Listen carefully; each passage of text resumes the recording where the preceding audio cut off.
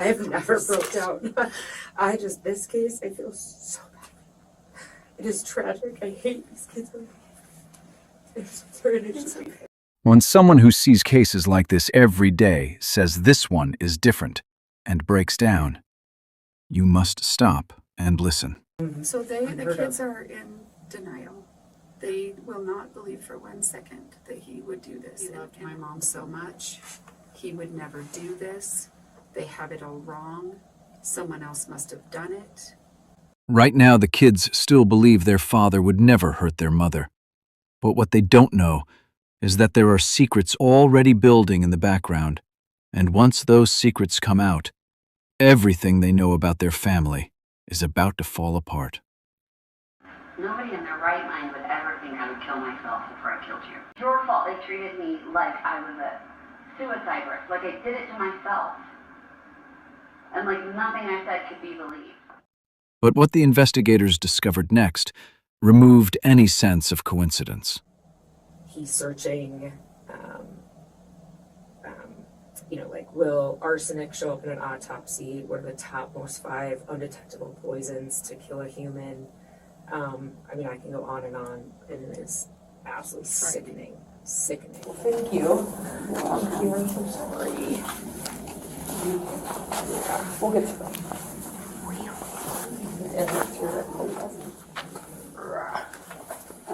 I was telling her that you want me on this side? Sure. Yeah, doesn't matter. I just don't want this Kleenex on the floor, but I don't want to. For us right now. That's that way. One of the things that makes this difficult is we're all at Auntie's house with his family, and they, of course, are going to be trying to steer the narrative because he's, of course, telling them a bunch of stuff. Yeah, right. So this, I have to record it per Colorado laws. Actually, I'm gonna put it on that one. Actually. And he's calling from detention and telling him, this candy version of, well, my partner just found something at the office and misspoke. I'm like, yeah, they arrested you for first-degree murder over that. And so we're trying to navigate because really our concern right now is the children and mourning our sister. We can't even bury her yet, Right. But it just makes it really, yeah. We have to do an update all of a sudden. Isn't that the way it goes? So really, this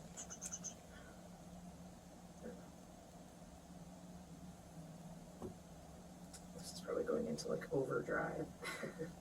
Okay, so Tony, I know you gave me your info, but I always KOF. This is my memory, so that I know what date and time I actually spoke to people.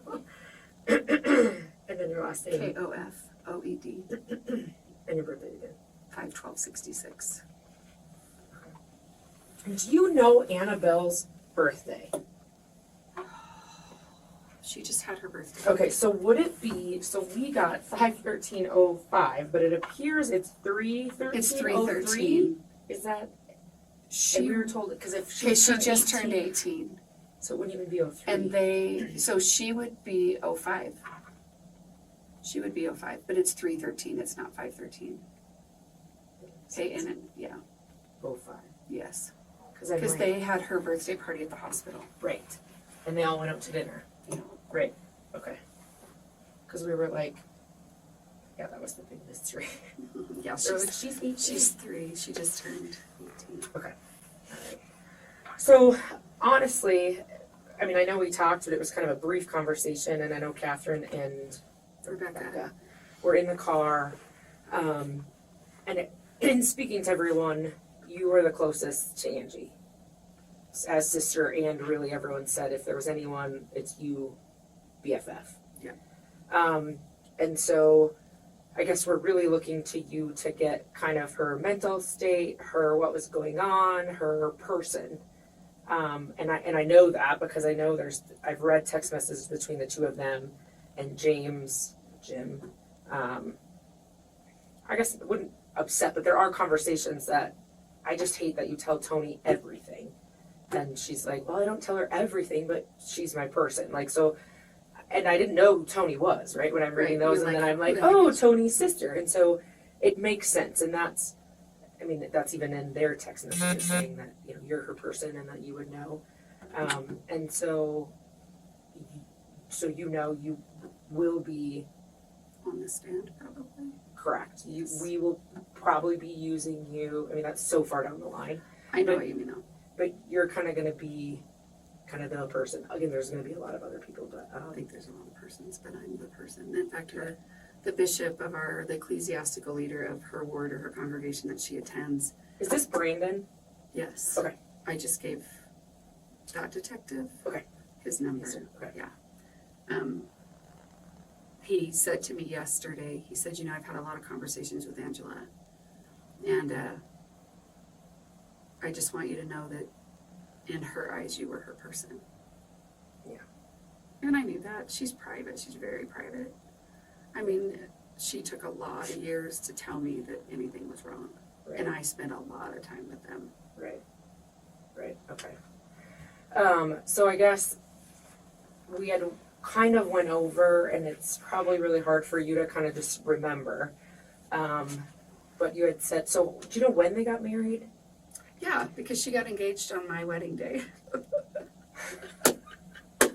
It's a sister thing. I was like, are you kidding me? We're standing on the stairs. We're all getting ready to take pictures. I have her ring on my pinky, and she holds her hand up. And I'm like, don't you tell Dad. Let me get married and finish this today. And then she laughed. So I got married September 18th of 99. She got married December 18th of 99. December 18th. 1999. And then, so 20, 4 years this year. okay. And so then I think you said it about 15 or 15 Well, years so- ago, so maybe 10 years When in? she called me? Oh, you Or mean when when she kind of started to the- tell me things that, okay, so Or when when it all kind of went all, away. or when she said, because I thought you said like 15 years ago is kind of when. It was like affairs, somewhere maybe? between their first 10 years of marriage. Okay. So when I was talking to her at the date, I couldn't tell you the dates. I was telling them, I said, you know how you don't hold on to dates because you don't know you have to? Yeah, that's where I'm at right now. So I'm trying to place what was going on in my life so I can place Sure. when that call might have come in, I right? get dates, yeah. So I'm still sticking with 2017, 2018, because Okay. I think that's when she called me. And it was unusual the day that she called me, because she called me on a Sunday. We didn't usually talk on Sunday. It's kind of family day. You Right. know, it's like Mhm. they go to church, they do dinner, they do, whatever. And so I was cooking dinner, and I pick up the phone. I'm like, hello? I'm like, Sunday. what yeah. are you doing? Yeah. And she was crying. And I Okay. said, what's wrong? And she said, I should probably start from the beginning. And I'm thinking, the beginning of what? I mean, Yeah. if I could help you understand how much time I'd spent with them. Our kids are the same age. I'm 13 years older than her, but we got married 3 months apart. She You had kids around. she lived in Utah. He was still doing his undergrad at BYU. We saw each other all the time. And yeah, my baby was 10 months when she was having her first. And, so I'm thinking, and he was always very nice, you should come and we should this and we love having you. And, really, it just never occurred to me. I just was like, wait. In fact, I remember saying to her, wait, back up. Right. What? Right. Okay. So she said,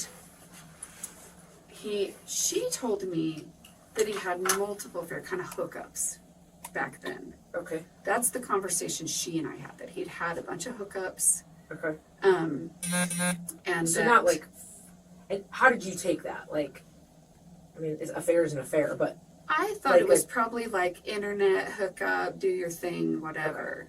not like a long drawn out. No, but then and I don't know that at that point that was, because my sister Rebecca and I were talking when I was sharing all this information. And she said, that's why she's here, by the way. She said, I was there when that started, or when she first found out.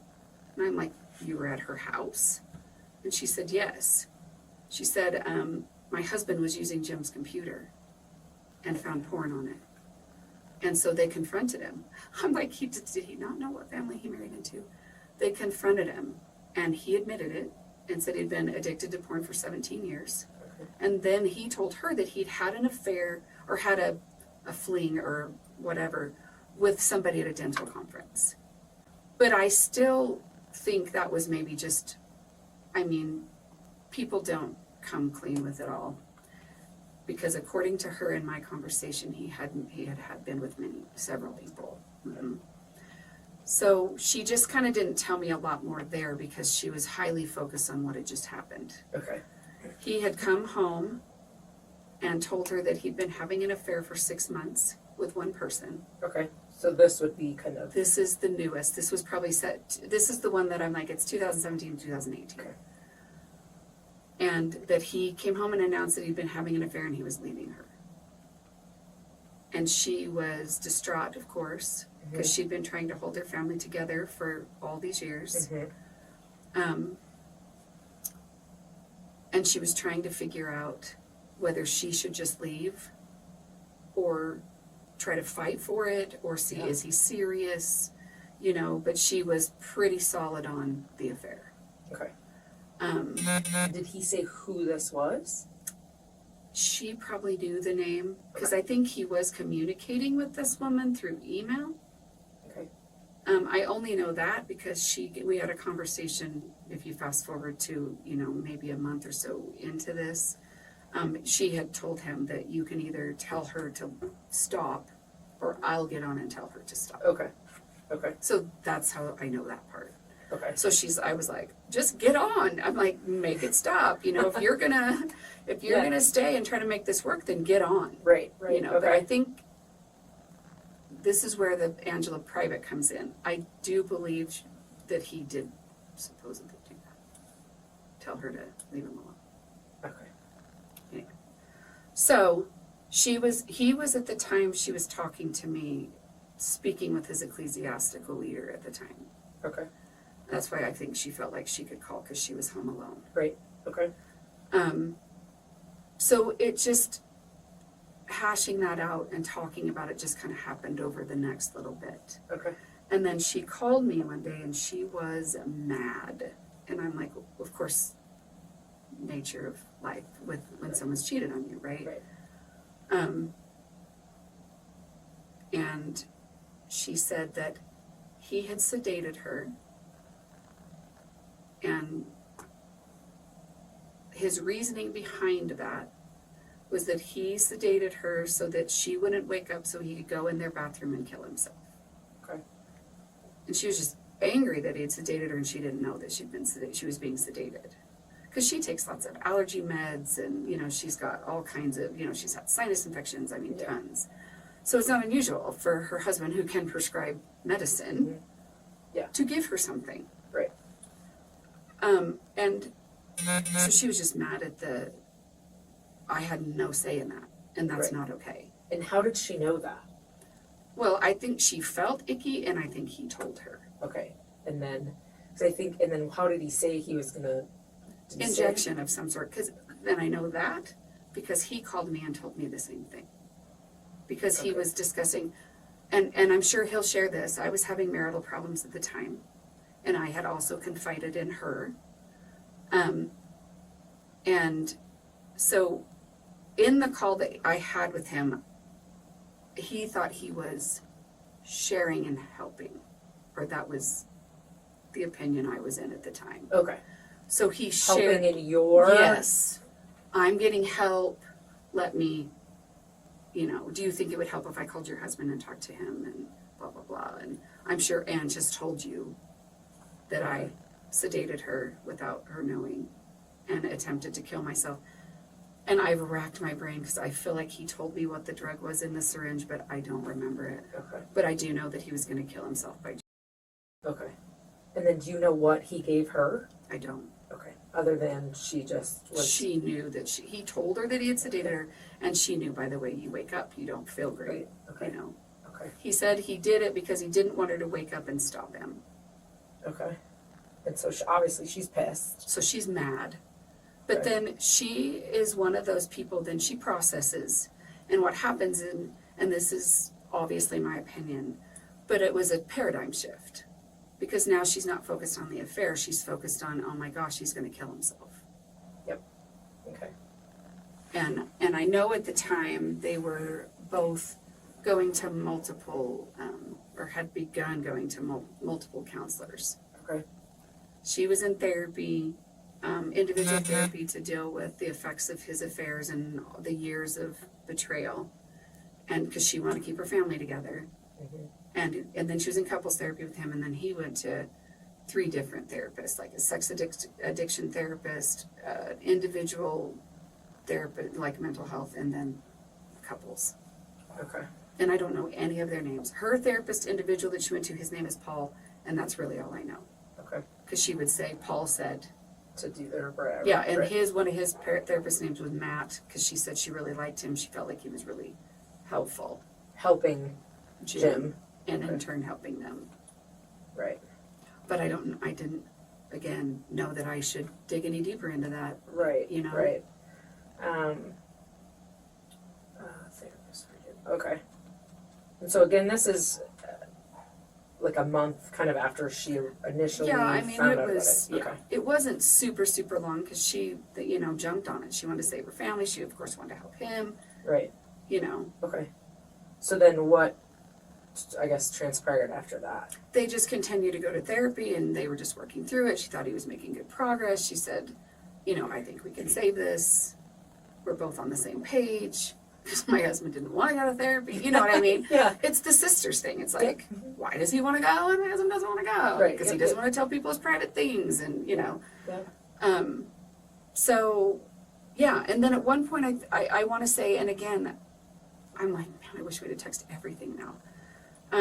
She'd probably been going to her therapist for, I would say, either a year or short of a year. And he just said, you don't, short of what he chooses to do, there's not really a lot more you and I can work on. Sure. Because we're really working on the effects of his choice and how it's affected you. Yeah. So she stopped going. Okay. And Jim was still going, and I know at one point he did stop going, but has recently begun going again. Okay. And that was after the text messages I think I told you I had from December, where he was getting on the sex websites, the pay for sex websites. Okay. And that's where the present, I mean, if you need to ask me more questions but that's where the present knowledge for over the last now 3.5 months Okay. comes in. So would that be accurate to say that, I mean, obviously, huge issues, go to counseling for a year, kind of life settles back down to kind of normal things, normal marriage. Normal-ish. We still had a lot of conversations where she was like, this is really hard. I don't know. Some days I just want to run, and other days I think I got this. Okay. That was her own mental, it makes it hard because he is working through things and I want to help him and I see how hard he's working, but this is just hard. Yeah. Okay. And so, but it was never like, I'm out, Right, at okay. that point. Okay.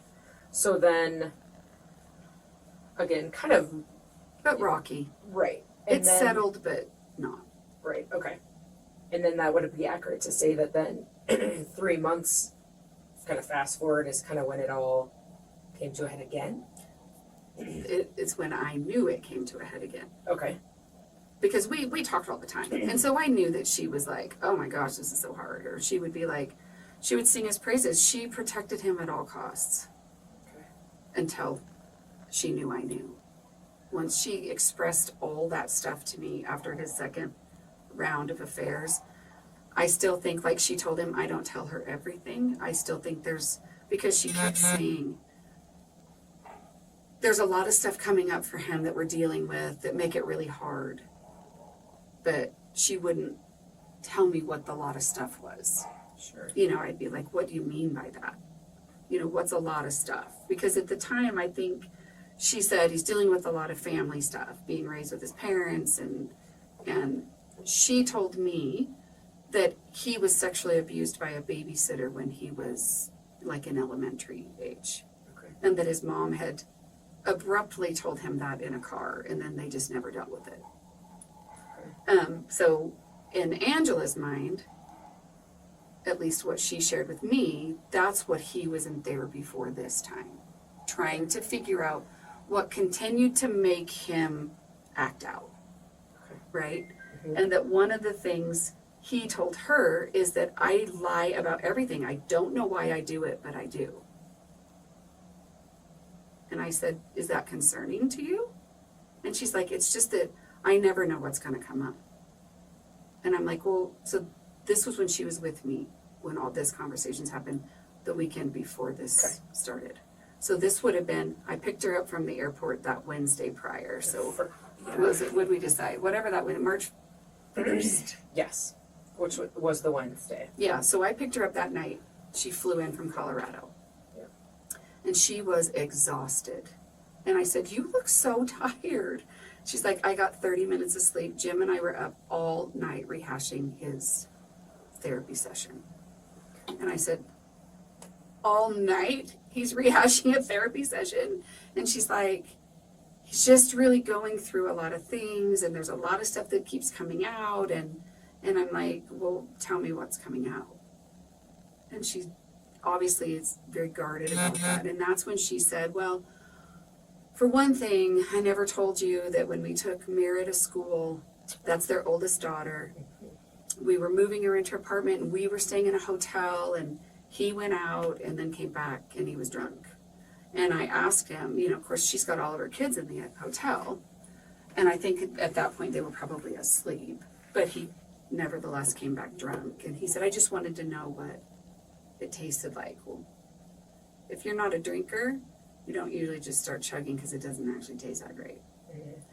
But, so she had to drive him home because he was totally hungover, and, you know, when they got up the next day. And so I said, okay, well, that was 2 years ago. And she said, and then, you know, he travels for work because he's doing the teaching stuff on the side, which I think is, anyway.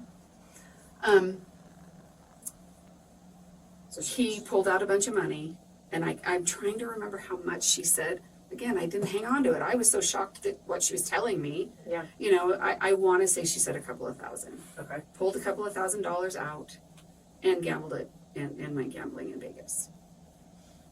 And then she wouldn't really expound on a lot of the rest of it. She just kept saying there's a lot of stuff coming out Okay. that makes this really hard.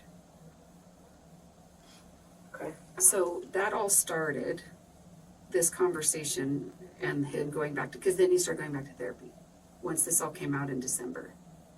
So did she say that, like, he said, I want a divorce? Did they discuss Yes. divorce? So he continued to press, you need to leave me, Okay. I'm not good for you. And before she came to me, that Wednesday, and I don't know if it was that Wednesday, but she said, before I came here, he walked up beside me, was in the kitchen, and he said, I've decided the best thing for you to do is to divorce me. I'm not good for you, I've ruined your life. And I think that is the best. Okay. And she said, I looked at him and said, why do you keep saying that? And it was just kind of a reiteration, you know, I'm no good for you. Right. And she, of course, she thinks she's fighting for her marriage. Yeah. And she, right at this point, she really thinks she's fighting for him. Right. Because he's going through all this stuff dealing with the family, or his Right. triggers and hard Right. stuff from being with Right. his Like, parents. yeah, you're emotionally over. Yes. Like, I'm here. Yes. So he's doing these things, and she's fighting for him. She's trying to make sense of, why is he acting out? Well, I think now we're getting answers. He needs to dig into this relationship with his parents more. Okay. And she just kept saying that. I think once he gets into this, Sure. you know, more into the processing with this relationship with his parents, you know, he'll be able to get beyond this, right? And we'll understand why he's acting out. Correct. And it'll make sense why he's had affairs, Right. you know? Right. And so she had made the decision when she was with me at Roots Tech, it's a family history genealogy thing. Yep. She said, Jim and I had the conversation, and I told him that, because his parents were trying to come and visit. And she said she and Jim both agreed that that was probably not a good thing right now. That he didn't feel like he could have him in the house because of all the stuff he was processing from therapy. Mhm. And she, of course, was upset because now they're going to come and just upset everything. Or All any of- progress. Yeah, he's made, anything, right. and he's going to go back. Right. And so they had discussed, and she said, you could call him and tell him not to come, or I'm happy to call. And that's where she was at. I'm going to call him and tell him not to come. Okay. And tell him it's just not a good time and they're not welcome to come right now. Okay. And so I was like, okay. And did she have a good enough relationship with them to do that? I don't think she cared. Okay. I think it was strained for her. I don't know if it felt strained for them. She struggled personality-wise a little bit with the mom. The mom's very structured, very take charge, very let me tell you how this is going to be. And just like, this is my home, guess what's not going to happen? And trying to find that balance so that she doesn't come across rude or insensitive or mean or, whatever. Right. But she had decided, because she's protecting him, that she's just going to make the call. Right. Okay. And that was her personality. She was a mama bear. It was like, not to cause people pain, but to protect. Right. Okay. And she's very diplomatic. She wasn't usually just like, here you go, and this is what I think of you. It was more like, it's not going to be good for him right now, and you don't need to come. But that call never was made. Okay. And how do you know that she didn't call him? Because she and I had talked on the phone when she got home. Okay. Just because we were getting a big storm was supposed to come in, and it was kind of like, Right. did you make Okay. it home? And I texted her, did you make it home? And yeah, we got to go to church, and I got home just in time for church, and now we're just gonna go home and have dinner, and yeah, I know she didn't call. Okay. I would have heard that. The That mom's at the conversation. house. Yeah. Yeah, and she would have called me and said, oh my gosh. Yeah. Yeah. Okay. So, really, other than, so he didn't flat out say, like, I am leaving you. Like, I filed for divorce. No, like, he it was wanted her to just- leave him. Right. So it was kind of just leave me. I'm not You need to good. leave me. You need to divorce me. It's the best thing. She's like, you just keep saying it. Okay.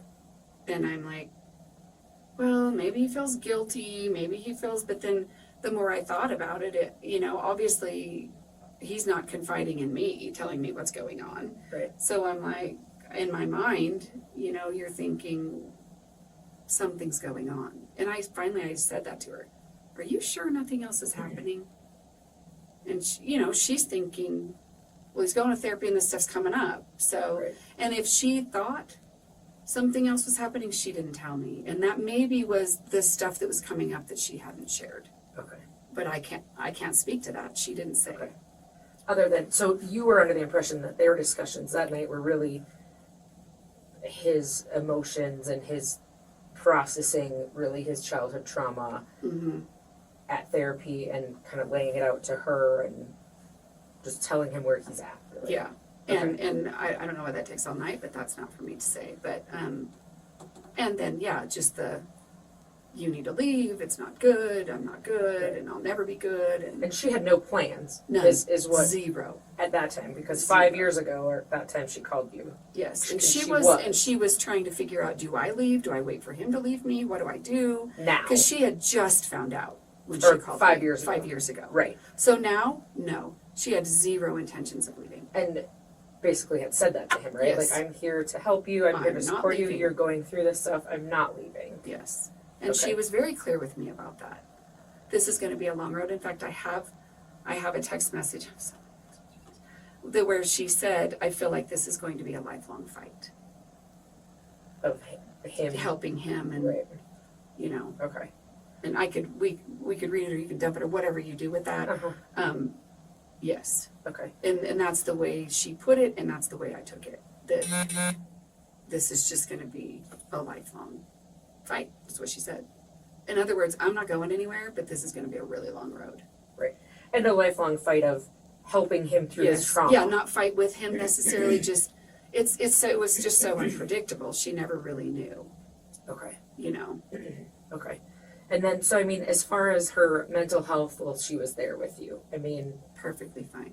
Depression, this is, now this conversation is kind of a conversation that you guys have had Mm-hmm. kind of on and off throughout the years. I apologize. And so it's just, "Rah, I'm here again." Mhm. Is that Yes. kind of Yeah, she's like, oh my gosh, here we go. right? You But know, I'm- and the only time that so when she texted me, and that's the text thread I think I shared with you in December, she started it with, I'm not really ready to talk yet, That's right. but I'm leaving Jim. He's left, how did she put it? He's made it impossible for me to stay. That was 5 years ago. That was in December. Oh, okay. Okay. And that's when I knew things were getting rocky again. Okay. But like something was up because I can flash back to that one really fast actually. So December, It was December 9th. She texted me.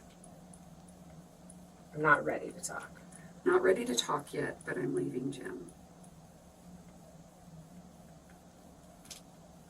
And then that's when she's expounded on he's now going to therapy, and he has said that he was molested or sexually abused somehow. And I think she knew the sexual abuse thing a long time ago. I think she was aware. I just didn't know. Because I think they had conversations about that. I think that they were just starting to deal with it, right? Mm-hmm. Or supposedly he was. Right.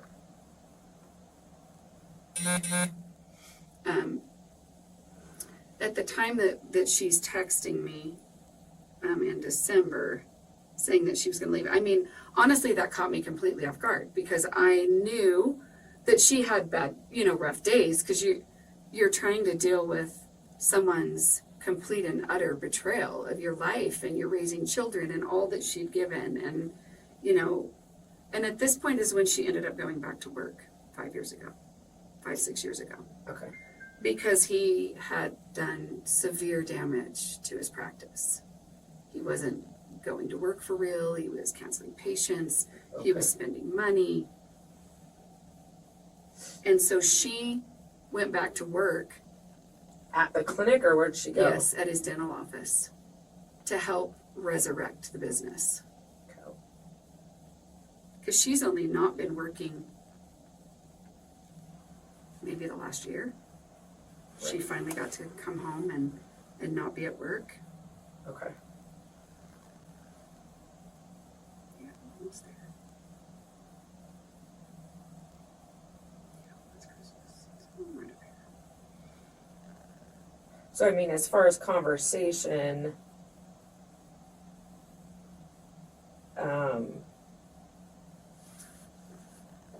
he's or she's. You guys text every kind of day. I mean, Off and on. Yeah, I mean, If we'll it's not go every- through stretches where she's busy, I'm busy, we're not texting. right. But sometimes we just pick up the phone and call. I'm cleaning, she's cleaning, and we're just on the headset and off we go, Yeah. Okay. So on December 9th at 1:08 p.m., that's a Friday, I'm not ready to talk just yet. But I need to reach out because I'm feeling really broken and really alone. I'm leaving Jim. Not until after Christmas, but he's made it impossible to stay. I don't really have a plan yet. Mostly I'm just alternating between crying and numb. I hope you're there for me, or I know you're there for me, and I love you for it. I'll talk when I can. And I miss my mom. I wish so badly I could pack up and run to her house. Our mom passed away 3 years ago of glioblastoma. And I said, oh, Ange, I'm so sorry. I'm here for you when you're ready to talk. I wish I could take it all away. You're always welcome to run here. I love you. Does he know you're leaving? She said, I'm not sure he's hearing me or believes me, so she obviously told him. And I said, that's probably true. Call me when you feel like you can. Anything I can do for you that you think would help you right now. She said, no, but thank you. Don't feel helpless. It's helpful just knowing you're there. I said, okay, I'm here day and night. So December 10th, how are you holding up? I'm exhausted. I'm hungry and my head hurts and I need a nap. It wasn't what I thought it was. So here's where he shifted the narrative. It wasn't what I thought it was, and I'm staying. But it's something and it's a mess, and I'll have to call and explain. It's all just so broken and stupid. I said, say, okay, call when you can. And she said, you tell yourself this is a potentially, this is what I was telling you. You tell yourself this is a potentially lifelong fight, but you don't really know what that means or what you're signing up for. And I said, every day. We know too much about each other. I'm like, crap, Ange, now you're going to have my life on this stand. What are you doing? December 11th, I don't even know what to explain or how to explain what happened. So I'm going to give you the short version. I thought Jim was cheating again. He wasn't. He was lying and talking to other people, mostly women, online. But none of it was even emotional, sexual, or personal. What it boils down to is Jim needs to finish digging into his broken relationship with his mom. His need for validation from and control over women in whatever way he can get it is strong, and I don't doubt if I hadn't found out, this would have eventually gone the way it did last time. He found a website for people who are struggling financially and need help where they're supposed to be able to find odd jobs for money. She's way too trusting. But it has really turned into a site for predators who give money and expect sex. Fancy prostitution. He was giving money and feeling like the best human ever when he didn't demand sex. But he was lying to me and talking to other women frequently. His explanation, it was in order to get them to like him and think he was amazing, and then he moved on to the next person. It's more broken, this is what I'm telling you, it's more broken and tangled than this, as I'm sure you know. But we spent the last couple of days dissecting things until he understood the contradiction and real motivation behind what he was doing. All of this is if he was being completely honest and nothing else comes trickling out like it tends to. So she's saying that's if he's telling me the truth. Yes, Okay. like it tends to do. Yep. Now, I'm exhausted, hurt, angry, sad, discouraged, and alternate between feeling so much pity for him and wanting to push him off a cliff for making things so much harder again. It's especially disappointing because we and I were in a really good place. I was starting to see myself again. And now there's a wall. It's like the worst game of peekaboo ever. We can talk in more detail sometime, but I didn't want to just leave you wondering. Sorry for the emotional roller coaster this weekend. And then I said, why in the heck do they make life so hard? Mm-hmm. I said, it just starts so many things all over. I said, did he realize that? What is his position on this? You have nothing to apologize for. I totally get it. She said, yes, he realizes this after lots of talking, which I'm sure there'll be more. He just feels incredibly stupid because it was so very stupid and made no sense, and he's not even sure how to completely explain himself because it's stupid. She said stupid like 12 times in like 3 sentences. And there's no explanation. He's going in to talk to the bishop. And he's going to start seeing Matthew again. That's his therapist. Mm-hmm. And dig into the rest of his mom crap. He didn't finish.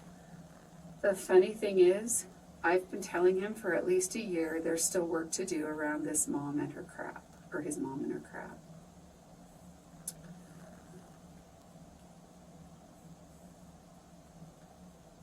What is this she sent me?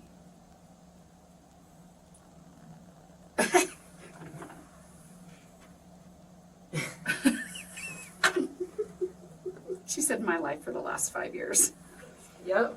Right. So that's where the narrative or the life started over the last 3 months. That's why the conversation shifted to what's going on, how is he now, a lot more phone calls than text beyond that, she and I. Okay. Just because, she was homeschooling her babies, and I don't know that her kids really know any of this. She tried really hard to protect him. Her oldest boy might know like this much. And you can tell by the way they're reacting to what's happening. They don't believe that he would do that. their statements are, he loved my mom so much, he would never do this, they have it all wrong, someone else must have done it. Yeah. Do they think she could have done it? Well, her daughter said to me yesterday, do you think that what if she committed suicide? And I said, do you know your mom? She said, yes. I said, have you ever known your mom to be suicidal? And she said, no. And I said, who was that? That's Mira, her oldest daughter. Oldest daughter, okay. And she said, I said, and Mira, I want you to think about something, because we've tried so hard to protect him. But these news articles, they didn't even know she'd been poisoned. We didn't tell her that. We told him that he'd been arrested. My brother, they took him in a room, so they weren't with everyone, Right, and Mark, said that Mark, Yep. that she'd been arrested for killing their mom, or he had been arrested for killing their mom. But they didn't know how, they didn't know anything surrounding it, and we were trying to not say anything. It's trauma enough. And so she And I said, think that this is where like we struggle with the media because, right, like they have a right to know everything, and it's just like there's a family, and we can't. Colorado law says we have to release this, and it's just like they can't protect them. and it's So just we were like, trying to keep it, and we kind of preempted. We're like, there's gonna be, the media's gonna put stuff And out what's there. Mira's relationship with Dad, or what's? She has Mira has a good relationship, I think, with both her Both, okay. parents. Yeah. And, but She kind of got snippy with me, and I don't I'm know. sure she did. And so I'm just trying to figure out her and. So Mira, did you just recently talk to her? The day we arrested him, so I don't even know what today Okay. is. So was that yesterday? Sunday morning, yes. Yeah. I don't know. That's what I said. This is my What life. day is this? Yeah, that. She's Morning, in complete conflict. She is normally a very sweet, Okay. funny, you're here, all over the place kind of person. She's best buds with my middle child. They're both, just turning 19. She turned 19, mine's turning 19. They're both just goofy, funny. Okay. She doesn't know what to do with it. And when the papers came out and said she'd been poisoned, that's the first, I think, that it hit her that someone actually killed her mom. That her mom didn't just suddenly get sick. Okay. And so she struggled with that. And they're also saying that he did it, of course, because he's arrested. And so she came to me and she was hyperventilating, and I took her outside, and you're grappling with what all that means, and he couldn't have done it. And so she's going through all the scenarios. So when she asked me that, it was maybe somebody else did it. What it was the poison. And I had decided that if the older kids asked me point blank, if they asked me a straight up question, I was going to answer it straight up. So I asked her, I said, do you really want to know? And she said, I do. And I said, it was cyanide. And she looked at me and she said, what is cyanide used for? I said, nothing medical. It's plastics, metal. You have to have a specific license. You can't just have it. But how would he get it? Yeah. I said he ordered it and had it sent to his office. But why would he do that? What if someone's setting him up? What if someone sent it to his office and it wasn't him? And what if someone else gave it to my mom? And I said, tell me who. You tell me who, and I'm all over it. Yeah. And she's like, but my dad wouldn't have done it. And then she asked about the suicide, and I said, Mira, if your mom was going to commit suicide, she wouldn't take something slowly to put herself in absolute pain and fear for 10 days. That's not how people that are going to commit suicide do that. And she's like, but my dad wouldn't do that to her. He wouldn't do that. And it's hard because I know why they feel that way. Because the morning my sisters called me, I felt that way. I thought, there's no way. And then I started to think about all of the I have never things. broke down. This case, I feel so bad. It is tragic. I hate these kids. I'm so sorry to It's just be. okay. We have little kids that we deal with. Well, I just don't. This is just so. So the unheard kids of. are in denial. They will not believe for 1 second that he would do this. And I understand why. Yeah. I get it. Yeah. But I was reading, I remember your name, I never remember her name. Her, that cute girl I was with, her. That's fine. I was reading. She's kind of going to be your point of contact. Yeah, to be she honest. told us that. Yeah. And she's a good listener, and she knows things, Really good at it. you know, Yeah. so yeah. Yeah. But I was reading to her the last communication I had with him while she was dying. His communication with. I couldn't communicate with her. I was texting Right. him. Yeah. So I was texting him. I talked to her on Tuesday night, and like I texted him to see how she was doing, because when they brought her home, my brother and sister-in-law brought her home, and I have all this on text. Mark and yeah. Mark and Renee brought her home from the hospital because Jim was at his very important job work at the dental office that would keep you, of course, from your wife's hospital bed.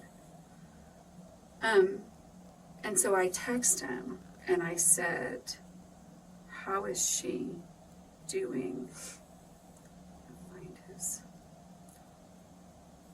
So all these that you're seeing me pass, this is while she's dying, and he's giving me play-by-play and pictures. So I'm at work, and I find out she's going back in because we have a group family chat. There's like 15 people. Yeah, Yep. and yeah. Oh, you've talked to Mark. You probably know that. So Mark texts to the chat that they're taking her That they're in. taking her back in. On the 8th or the 9th? On the Or is this the- Wednesday. That's the day she passed Okay, away. okay, This is that the day day. she passed away. Okay. So I read it on the family chat, and I'm like, what the heck? So I text Jim. This is at 11:40 that morning. What's happening? Why did she go back? Is she still swollen from the fluid? Has she been able to pee? I'm just trying to figure it all out. I'm like, she had so many fluids. Is she overhydrated? Is her body backing up? You know, what's going on? And I said, are you with her?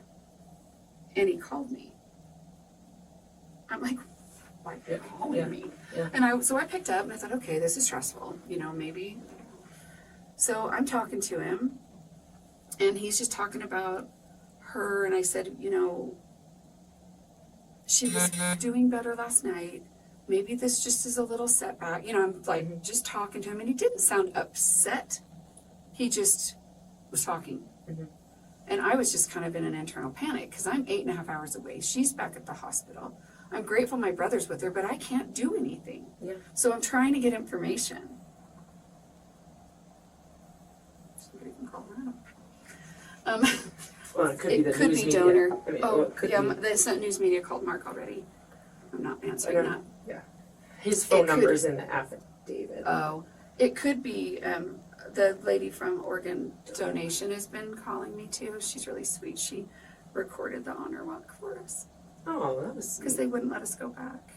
Yeah. And she thought that we could go back, so she invited us to go back. So then she had to call me and tell me that we couldn't go back. See, I don't. And so I'm like, it's stupid. okay. I think you could have. I don't.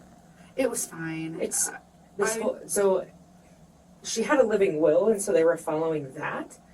But then, and we were trying to say, and then Jim was like her secondary, if you will, and he could object. She did check that he could object to her wishes, which he didn't. And we had let them know, like, he's our suspect. Like, there's a lot of legal things involved, but basically, like, he will be arrested when she passes away. Like, but in the state of Colorado, they can't remove a person's right to next of kin without a court order. And that's it. Yeah. When we just- haven't arrested him because we don't have a person who's passed, it's a mess, and it's Yeah. really something that wouldn't happen. Right. And so what you guys were told, I think, is a lot of stuff that accurate but inaccurate, if Yeah. that makes sense. Yes, her body is evidence, really. I hate to say it that way, No, but it that's is. what we said. And kind of we went back and forth, and there's going to be a point of contention of having her be a donor. Of course, Donor Alliance said we can just give you tissue samples and you can test them of the organs we donate, and we're saying no, we need it all. You know, this expert says yes, we can test all these organs and all this tissue and we can find this stuff. And then this expert, so it's and it's a decision that has to be made like right now, and these are her final wishes, and so we want to respect that, but then we want as much evidence as we can get, and so Yeah. so I think that's maybe why they were like, you can't be there, but her body's evidence, but we're giving half of it away, so it doesn't matter at that point, let you be involved. So Yeah. but again, he probably didn't want you, and so he just said you couldn't, and so I apologize Yeah, for that. it's okay. It's a big mess, but we wanted to follow her wishes as well as get her Yeah. justice, if Yeah. that makes sense. No, So it's, we were not So offended. it's- We were just so kind of a little confused. We're like, wait, what? But she said, I will be there and I will record it for you. oh, that was nice. And she's been really sweet, actually. Yeah, It Donor was- Alliance are amazing. It was so people. weird to answer all those questions. She's like, do you have like 30 minutes to give me? I'm like, 30 minutes? That's a long time. I said, yes, I do. I said, yeah. So I had to speak to her health and lifestyle. So So has she ever been suicidal? Never. Made any suicide Never. attempts? Angela is confident and friendly, and even through all of the stuff he put her through, her main concern was keeping her family together and getting through it. And, you know, everybody has to share when they have days that it's hard. He did hard things to her. Yeah. But never once was it, I don't want to be here anymore, I can't do this, I'm gonna die. You know, she had plenty of opportunity if she was going to do that. No suicide ideation, none, ever. Okay. Anytime that she took narcotics and Jim would have to give her Narcan and No. revive her. No. Any hospitalizations that you know of that For really anything, like no self-harm kind of hospitalizations. everything was kind of justified Yeah, of why she was like- there if she did. Yeah, she never went in for anything that wasn't a procedure. Okay. Like she knew she was going in for Okay. until now. Okay. And did she take any prescription medications? I know you said like allergy stuff. Some sinus of her meds. allergy stuff was prescription. You guys probably have all that stuff. I can't remember what she was. For a while, she was taking like Singulair. She always took Allegra, but she didn't have any like ongoing prescription meds that I knew of, Okay. unless it was just allergy meds. Okay. She had really bad allergies.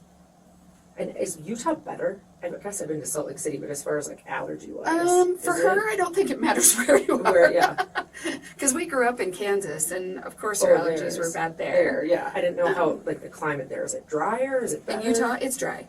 So it's kind of It's more than. Have you been to Utah? I went to Salt Lake City for a conference Oh. years ago, and like that's all I remember. Yeah, it's I drier. remember like She- going to like the temple there in Yeah, yeah, downtown, yeah. and then our conference at like the convention center, and then we drove Yeah, up it's to all the right lake, there. and then that's all I because we were there at a conference, right? Yeah, So we couldn't. you're not like touring. Yeah, we couldn't go anywhere. It's really green. It's very mountainous. It's really beautiful, but it's really dry. Dry. Yeah. So kind of like here. Yeah, So- it's similar to here. I think you guys hold colder temperatures a little longer than we do. And she loved the cold, so Probably because of elevation. yeah, and that's why she Okay. really liked to hear that. And so, does she take narcotic medication that you're aware of? No. Okay. And then if she had a headache, would she take Tylenol? Would she? Ibuprofen, unless Jim had access to a lot of things. Right. That's what I'm saying. Would she ask Jim to So- prescribe it? Would you know? Jim almost always prescribed her antibiotics or any kind of medication that she took. If it was from neck up, he couldn't do Right. other things, and so if he did that, I don't know.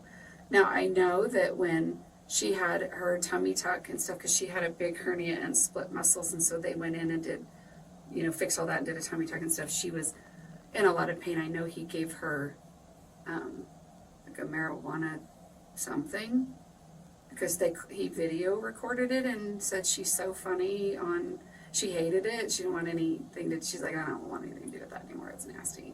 She goes, you ruined chocolate for me. So sure, like an edible of Yeah. some So sort. she was like, you ruined chocolate for me, Okay. But no, she was not a So as drug far as, user. like, He may have illegal- given her, no, illegal drugs, no. Which marijuana is legal here in Yes, Colorado. because So we're in Colorado, so but that wasn't illegal. wasn't something that she did either. No, Like that was probably the one in. he offered it, Okay. yeah, because he thought it would help with her pain. Okay. And alcohol, No, and that's a thing that's not okay in in LDS, our correct? religion. Okay. Okay, so then you're texting her. She comes home the 5th Yeah, that's the Tuesday night. that she came home. Yeah, she came home Tuesday night. Is that the 5th? No, I'm sorry. No, She came because home from she came Utah. home from Utah. Yes. Yeah, Sunday night, Yes, the 5th. the 5th. And And I text then- her, I can tell you. when I text her. I guess I guess I'm wanting to just try to get into, so she comes back from Utah. She flew Then out on a 6:45 flight in the PM? morning. Oh, yeah, okay. Because she wanted to get a cheaper flight, so she came home on a 6:45 flight at, I think it was Frontier she flew on. My husband took her to the airport at 5 a.m. They left her house at 5 a.m. and he dropped her off there. Okay. She was, yeah, I can tell you our text. It was really short because it's Sunday and it's family day. Right, And we and don't she really got talk. home. She got home fine. And so she never complained she was not feeling well. No, You guys went and did normal things. It was a normal. normal. I picked her up. We went downtown. We got dinner. We went to the hotel. My other sister-in-law was waiting for us.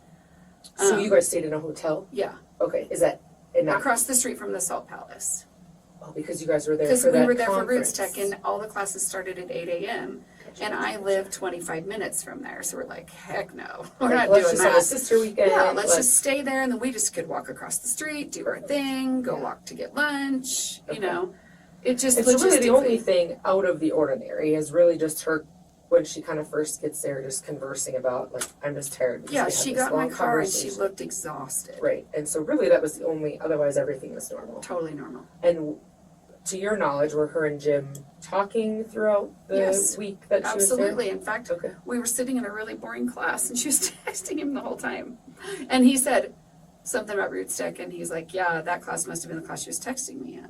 And I said, I know. I'm like, you drugged me to this and now you're texting. You have to listen to the boring class too. Okay. So yeah, they talked the whole time. She called him every night.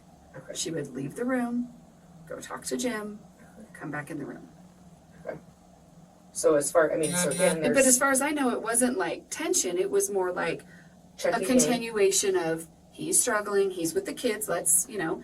And she said, I think it's been good for him to just be there with the kids. It's a good distraction. He's had to, you know, Yeah. just take their kids. I never spoke to him, but it sounded like he was in good spirits. She felt confident. She wasn't overly anxious. She's like, she was leaving all the classes to call. And she didn't come back after Upset. No, upset. she came back and we'd all sit around and talk and eat all the snacks we brought that we probably shouldn't be eating. And Right? Mm-hmm. You know, 'Cause this and is what we then do on a we'd go to cruise weekend. sleep. Yeah. She'd set her alarm and set her white noise and go to sleep. And she was up first, taking a shower and Okay. normal, 100% normal. So even though they had this conversation, again, she wasn't stressed out about it. It No. wasn't, I'm leaving him. It wasn't No. he's leaving me. It was No, just it was, regular life. here it is, fighting Okay. the fight. Right. Right. Okay.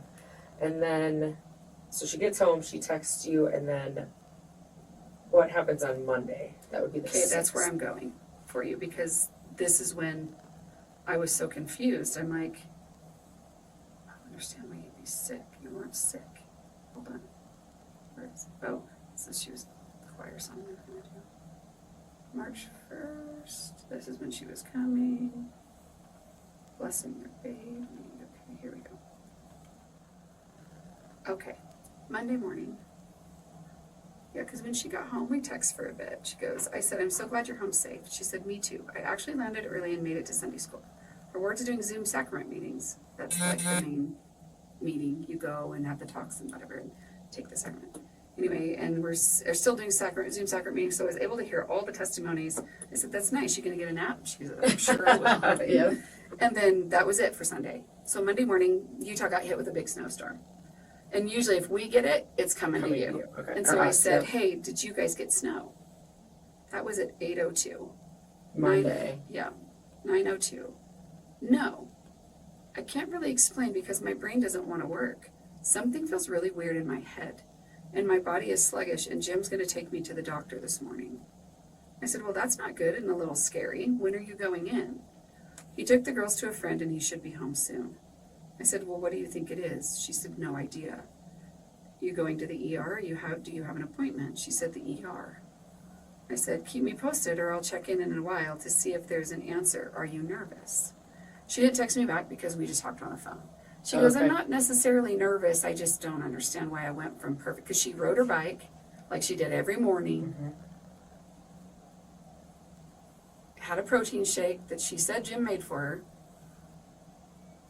And then went to, Not feeling well. yeah, and then she just went to not feeling well. So she says, Tuesday morning, 8:43, I said, okay, spill it. How are things this morning? She said, bad.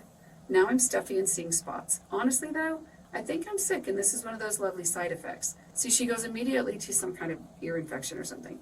Inner ear infection and everything that comes with it. And I said, well, that's terrible. Jim texted last night and said your color was off, along with everything else. Are you having pain in your ear or is it just stuffy? Only pain in my throat. I haven't been eating because I don't feel it. I said, I'm sure you don't feel hungry with everything going on. She said Annabelle is going to take you to the Instacare this morning. What is So did she say that obviously she left, but did she say when you talked to her that she left then the ER that night? She doesn't say it here, but I know she did. She went home. Okay.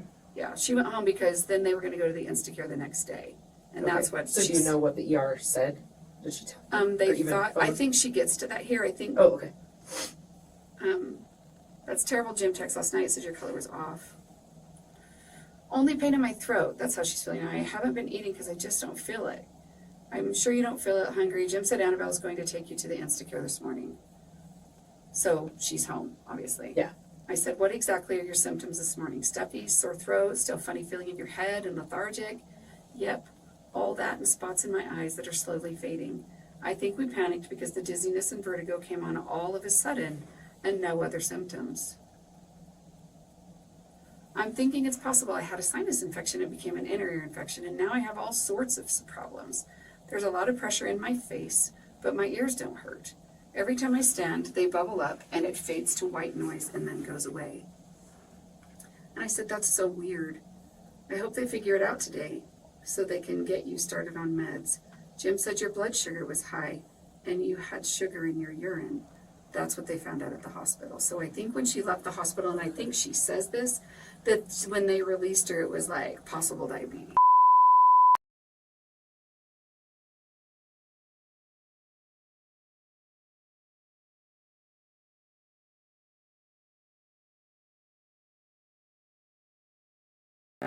Right. So it wasn't unusual at her age to go, oh great, now you're joining the club. And is that something that happens at her age? Or It can, but it doesn't usually happen like that. this? Okay. But it was something that you guys were thinking of. So we went, oh my gosh, she's just like going full gangbusters. We're like, maybe you're type 1.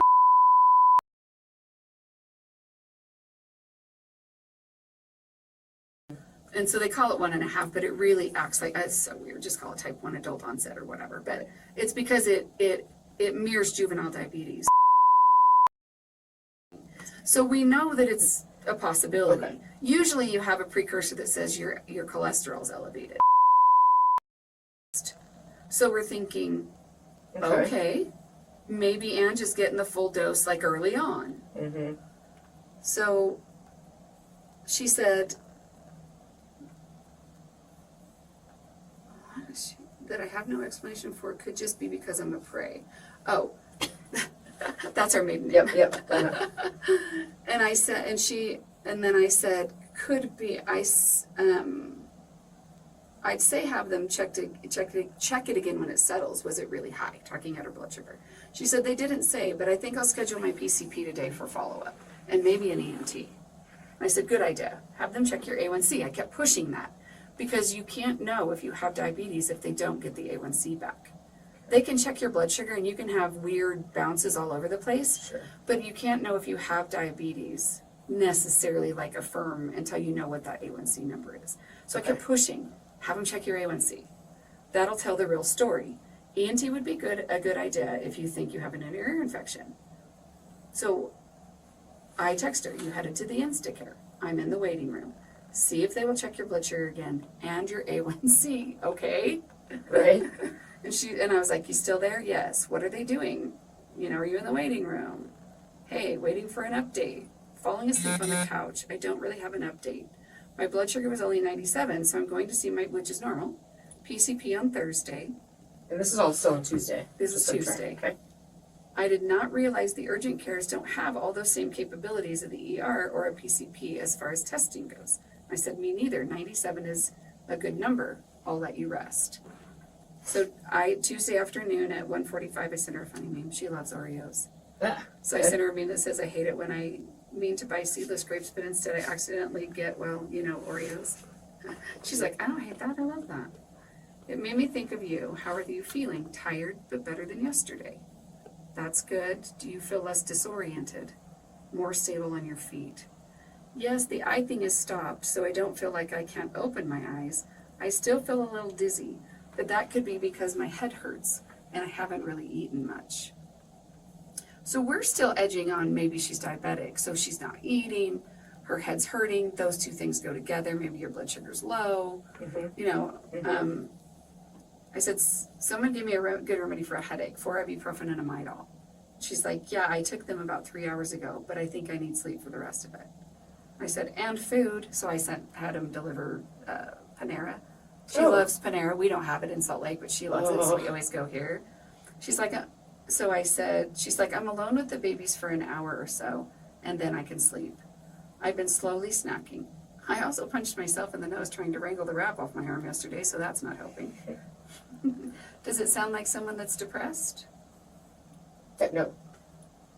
She's sicker than sick. She can't figure out why, and she's still cracking jokes, which is what we do. So don't be alarmed if you look at cameras and we're laughing because we don't know how else to handle it. We're either laughing, just angry, or in a puddle. Well, and that's grief. Yeah. I said self-inflicted pain won't help, I promise. You should probably have some protein. Do you feel like you can eat? Snacking on I can tell.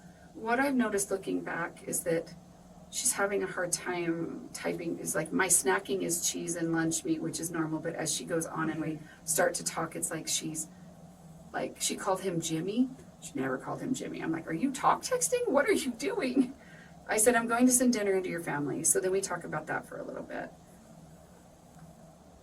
And I did text Jim at the same time just to say the food's coming and blah, blah, blah. See if there's anything on this part of the thread that gives you... Oh, here. I told her, okay, your food's coming. Here's what you're getting. I hope you feel better and it takes a little bit off your plate. And she said, thank you. I just hope we figure out what's wrong and start taking care of it. She says, and starting taking care of it, but I hate not knowing. Okay. I said, I know exactly how you feel. Hopefully Thursday will be the start of it, because she was going to her PCP on Thursday. Okay. I said, do you feel like you need some help? Is your dizziness really bad? Jim just told me you passed out this morning. Be honest, how are you feeling? She said, he's such a bum. I did, but that wasn't not long after I woke up. I still felt a lot like yesterday. Vision still blurred and stuff, as well as spots in my eyes and a huge headache. I got up and tried to feed the bird and got dizzy, so I put my hand on the island. 2 littles. I have no memory of falling. I'm much better now. No spots, no blurriness, just tired. I said, do you think you could have been having a migraine? That all sounds very familiar. I'm just grasping. I'm like, maybe it's this. Right. I said, symptoms sounds familiar, just reaching here. And she does the hands, and I said, dumb bodies, and she said, I'm not sure of anything at this moment. I said, it's good that you're at least feeling somewhat better. And she said, I worked out on Monday, for crying out loud. I was fine until all of a sudden I wasn't. Okay. And that is Tuesday afternoon. We've moved on to Wednesday afternoon at 3:38. 3:38 p.m. I said, I just wonder if all the stress and sleep deprivation caused what's happening. I'm referring to all the long nights of arguing, talking about Jim's stuff. So Wednesday is the 8th. Yeah, because I had checked on her to see. Sorry, let me make sure that that's not the same day. There's so many texts. And might. and I can't recall. She goes back to the hospital the 9th or 8th. She goes on Thursday. Maybe this is still Wednesday, Detective. I'm seeing when it shifts to.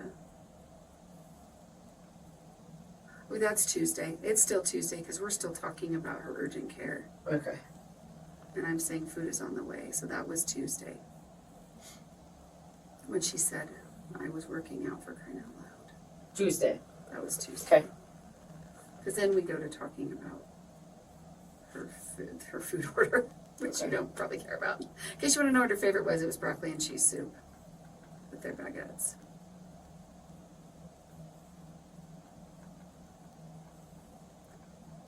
And then I ask her if she thinks it could be a migraine. Did the Instacare rule out ear infection, or at least from what they could check? Have you ever had migraines before? And then I send her a thing saying, look, all these symptoms, they're very similar. Dizziness, floating spots, headache, lightheadedness. And I said, hey, Stinky, because she said the urgent care, because she hadn't answered me. She said the urgent care thought my sinus issues were viral. After I told her I was pretty sure I was getting a sinus infection because I had hundreds of them, I stopped listening to her about that time. And I said, with good reason, blah. Food's on the way. So did she say that she's had migraines? No. Because we talked she didn't say that in here, but we talked on the phone, and she's like, no, I mean, sometimes I get headaches, but Right. Never. not necessarily bad migraines. Okay. And I said, glad there's something I can help with. Do you have any Excedrin migraine? You might want to get some of that. Take that for the headache. Lay in a dark room, take the medicine, and try to just sleep it off. Yes, I do, but the headache is getting better. I think there's caffeine in it too, and that might be bad for me at night. Could be. I'm glad the headache is getting better, though. She said, I ate a brownie. Anything, right? Just eat. The strangest part of all of this to me is that my blood sugar was so high after exercising and not eating anything. The night before I had a tuna steak and salad for dinner. It makes no sense. She had been she was really, don't get me wrong, she would eat a donut, she would eat a cookie, she would, have a soda. But she was pretty, tried really Healthy, hard right? to stay healthy. I said, that's so weird, it doesn't make sense. Were you able to eat dinner? Yes, thank you. Matt says he thinks that's my nephew. She called Matt. And Matt says He's a something. doctor. Right.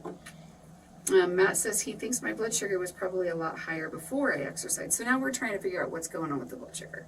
I said that could be. I'm confused by your blood sugar that your blood sugar was only 97. I'll be interested to see what your A1C is on Thursday. Probably stop saying it Wednesday to me. I'm sure that's why she's stop saying that word to me. Can you tell I'm 13 years older than she? Let me tell you what you need to do here. How do you feel about it? Between yesterday and today, see, this is where she starts to mix things. I had probably had a few bites of chicken pot pie and a protein shake. I hate the idea of my diet changing, and I hate the idea of more meds, but at least it's not unexplained seizures or cancer or something. Looking back, of course, I can see that having headaches every day and being thirsty all the time and exhausted most of the time might not be normal. Really? Right? But all of those things could be attributed to my life and where I live, too. Right. This is Detective McDonald. So. Hello? Hey.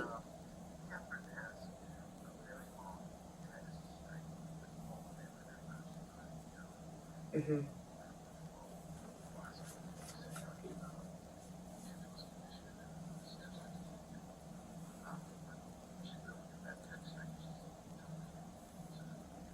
And Angela is in that string, correct? Yeah, until today, I changed it. Okay, so, and I have Angela's phone, so we will have that. No, I mean, unless she has something personal. Yeah, yep. Correct. Okay, yeah, I'm still talking to Tony, but I knew you were talking to them too, so. Okay, and then did you guys talk to Rebecca already? Oh, okay. Okay, all right. We'll just let them know that, I'm still talking to her, so. Okay, perfect, thank you. Okay. Okay, so let me talk about diabetes, and I just said, do you have a glucometer? Yes. I don't have any test strips though. And I said, you could use mine, but we're 8 hours away. You know, I'm curious to know what your sugar is 2 hours after you eat. And she said, me too. That's why I went looking for it. And she'd had one for years, but I feel like crap without food. So no eating is a bad idea. And why do they have this monitor? Glucometer? Yeah. She had it, I think, years ago. I think she was just starting to monitor her blood sugar just because family history and, you know. Okay. I said, not eating is a bad idea. Eating anything makes you feel like crap. She said, no, I'm just not really sure what's going to jack with my blood sugar now. I'd really like it to stay normal. I said, lean protein and veggies won't jack it, or at least it shouldn't. She said, but I had a tuna steak and salad Sunday night. I'm like, I know. I mean, all of us were just like, what? I don't see that could be possible. Jack it up, but what do I know? That's what I was thinking. I can't remember what else I had Sunday, but not much. I was tired. Well, when they take your A1C, I love it. sorry. When they take your A1C, you'll know where you're at, and you'll know what you'll know what you need to do. And she said, unless this week is when it all started for me, and there's not enough info, and then what? Pretty much that's what I'm expecting. We'll see. Nobody ever has answers the first go round. No, your symptoms may have started this week, but your A1C will tell the 3-month story. And she said, my body lies. Okay. And this is where she tried to spell answers, and it's a master's. And then she goes, I said, I want a master's too. What are you saying to me? Could be fun. I guess we'll see what comes next.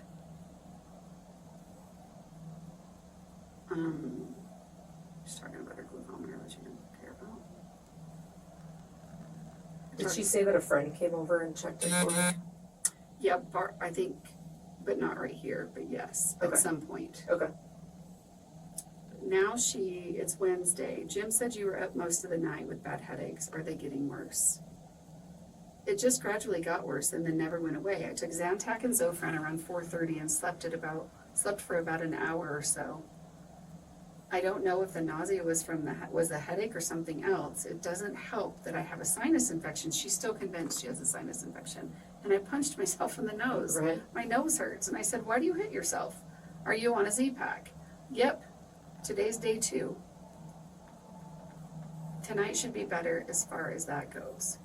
I said, you should try the Excedrin migraine this morning and see if it helps with the headache.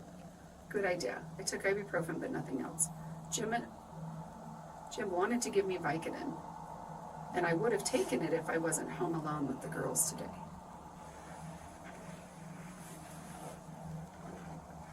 He said, you're still not eating.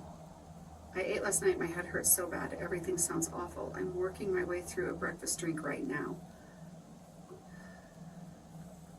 My headache seemed to be going away after I ate last night, and then it came back with a vengeance.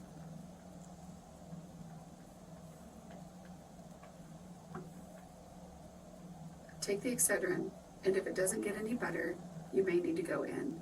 My friend said if her headaches get really bad, sometimes she has to have a shot. And I said, in the booty. She does the shot have Vicodin in it? She's like, my head is hurting so bad. And I said, I'm not sure. Maybe when Jim gets home, he can give that to you and see if it gets better. Or maybe I just go straight. Okay, this is going to sound bad when I read this, but she's kidding. I hope you know. Maybe I should just go straight to meth. And I'm like, that's what my friend just said. She has chronic migraines. And she said, Jim finally told the family last night, and his parents offered to come out and help. I said, that would make your headache way worse. Yeah. Do you feel like you need someone to come and help? No, we're okay. Nothing's getting done, but my big girls are helpful, and Jim's here this week. I said, are you drinking water? And she said, yes, lots. Okay, that's good. You may need a sip of some caffeine unless the caffeine and Excedrin helps. There's Dr. Pepper here too. Maybe I'll go find some. She wasn't responding, so I'm sure she was like, stop talking to me. I updated T today. That's her son. If he's even, actually comes from, where does insulin come from? Actually comes from aliens, right? Absolutely. I should have been nicer to aliens. I forgot to tell you when I passed out, that's just a funny story about our little girls. I forgot to tell you when I passed out, the girl said I fell and I decided not to try to walk, so I crawled instead. So her youngest, Violet, likes to pretend to be animals. and she'd been pretending to be a cat. And her sisters were so annoyed with her. They're like, pick a new animal. And so she said, when I crawled back to the couch, I said, who's the cat now? She said, she's been pretending to be a cat for weeks, and Bill told her shit. I said, so funny. Are you having, and then I go right back in, are you having any more dizziness or lightheaded feelings today? No, nothing, just the headache right now. That's good. There's something off your plate. How's the head? Better, but still sore. I'm thinking a shower and stretch and some sleep. Good idea. Did you take ibuprofen and Excedrin? I took both. Good, I'll check in on you in a few hours. Have you been able to shower and relax? Not yet. Belle's not done home from school till 1:30. I'm just waiting. Head still hurts, but I ate food for lunch, so that's Say good. Bill? Belle. Belle. Okay. Annabelle, Sorry, they call her Belle. That's very Sorry. good. Maybe if you can go in your room and close your eyes, you'll get some relief. Wednesday, 6:23, did you get a nap? Did it help? Hi. She didn't respond, which is highly, as you can see, unusual. Wednesday at 6 something p.m. Wednesday at 6:23, I said, did you get a nap? Did it help? Hi. Sorry, yesterday was a rough headache and nausea day. And I So took now is this Thursday? This is Thursday at 6:56 a.m. Yesterday was a rough headache and nausea day, and I took meds and went to bed as soon as someone big got home. I'm dizzy and tired, and my muscles don't want to work today, but I'm hoping that will go away. The headache seems to be gone. I'm drinking a protein drink and lots of liquids this morning. That's okay. I was hoping you were sleeping. I hope you get some answers today. Jim says your ministering sister is taking you to the doctor. Her name's Barb, I think. Okay. I can find that out. So third, because she has her PCP appointment this day, right? This day she's supposed to go, yes, to her PCP. Jim says your ministering sister's taking you to the doctor today. She said yes, and she wasn't sleeping because it says yes, no. That means she was sleeping. What's the no for? Because I was like, what? Right. Sorry for Jim. He's feeling a little panicky this morning because I'm super tired and lethargic and dizzy, although in fairness, he's been kind of panicky all 4 days. He's definitely been panicky. The dizzy is back today, but the headache is gone. Dizzy started last night. Headache went away in the night. Grief, you can't catch a break. Do you have all your questions ready for the doc? I'm not thinking straight ever. Need me to send a list? Sure. I said, okay, I'll get them together. You there? You sleeping? Just got in my room. Because now I know she's gone back to the hospital. Mm-hmm. So now I'm texting her privately, but we found out she went to the hospital on the group chat. So it sounds like that was disconnected communication, but it's because once I knew, I was Right, then where are you? Right. Yeah. You sleeping? Just got in my room. Snuggling in for the night? Are you up to talking for a minute? This was 3:51 on Thursday. My throat and head are killing me, so actually talking kind of hurts. I never got to talk to her until she got home this last time. No worries, you should rest. 7:32. How are you doing? Tired, just eating slow and wondering when people will stop coming, says Stu, but stop coming in my room and talking to me. Hospitals. Mm-hmm. I said, no rest in the hospitals. That's always been so confusing to me. How's your head and nausea and dizziness? There's a lot of pressure in my head, but it doesn't seem to be hurting. Nausea seems better. Dang head won't let up. Just feel good. Pretty much. That could be the sinus infection. I don't think all this crap is helping me heal. I'm sure you're right on that one. Do you feel less disoriented? Yes, but still don't love that everyone wants to ask about my symptoms from the beginning. I've spent 4 days in and out of consciousness and lived with little to no sleep. Mostly I'm irritated when someone says, so you've been experiencing some dizziness? Did you even check the chart? She's so annoyed. But you've gone to it's so annoying. Oh, I just had ear surgery, Oh. and so they said 1 out of 5 people, but 1 out of 5 people get vertigo. And that, I mean, this is me texting my best friend. I mean, this is like, yes, 1 out of 5 get vertigo. And it's like the next day, how are you feeling? Yep. Wouldn't you know, I'm a 1 out of 5. Here I'm Yeah. sitting with vertigo, emailing the doctor, like, give me some Zofran, because the vertigo came out of a vengeance. And having ear issues, right? Just had ear Yes. surgery on both ears. Like, I wouldn't wish, Yeah. like, a vertigo is, that, I mean, it's terrible. it's terrible, like, because you're just like, you can't stand, you can't move, you can't see, you can't think, you can't, like, It's, well, It's so terrible. like a month ago, this was me and this vertigo, right? Like, so, So I said, let's make it some flashcards. What should they say? yeah. I said, ask me that again and you'll feel dizzy. She's like, it honestly feels like nobody in this hospital wants to accept that I could legitimately have diabetes. That's where she's at now. Okay. They also are very confused about my low blood pressure and my low heart rate, and keep wanting to tightening to make it, tighten the cuff. I was like, what? To make it all work together. It doesn't seem to matter how many times I say it has always been like that. She has always had lower blood sugar or pressure. She's always been like 100/60 or, it's always been low, But normal but for not, her. Yes, but that's normal for her. So when they say she's got a normal blood pressure and it's 125/76, that's kind of high for her. But this time it kept dropping low and they couldn't figure out why. And she kept saying, no, that's normal. And I said, that's what I was saying when I heard about the low blood pressure. I said, she always has low blood pressure like Mom. I'm so confused why they can't get the A1C to... I wish I did a tally mark when we started this conversation. If I read it out loud, I'm like, oh my gosh, let it go. The A1C test back today. That would tell them everything they need to know about where you're at on the diabetes scale.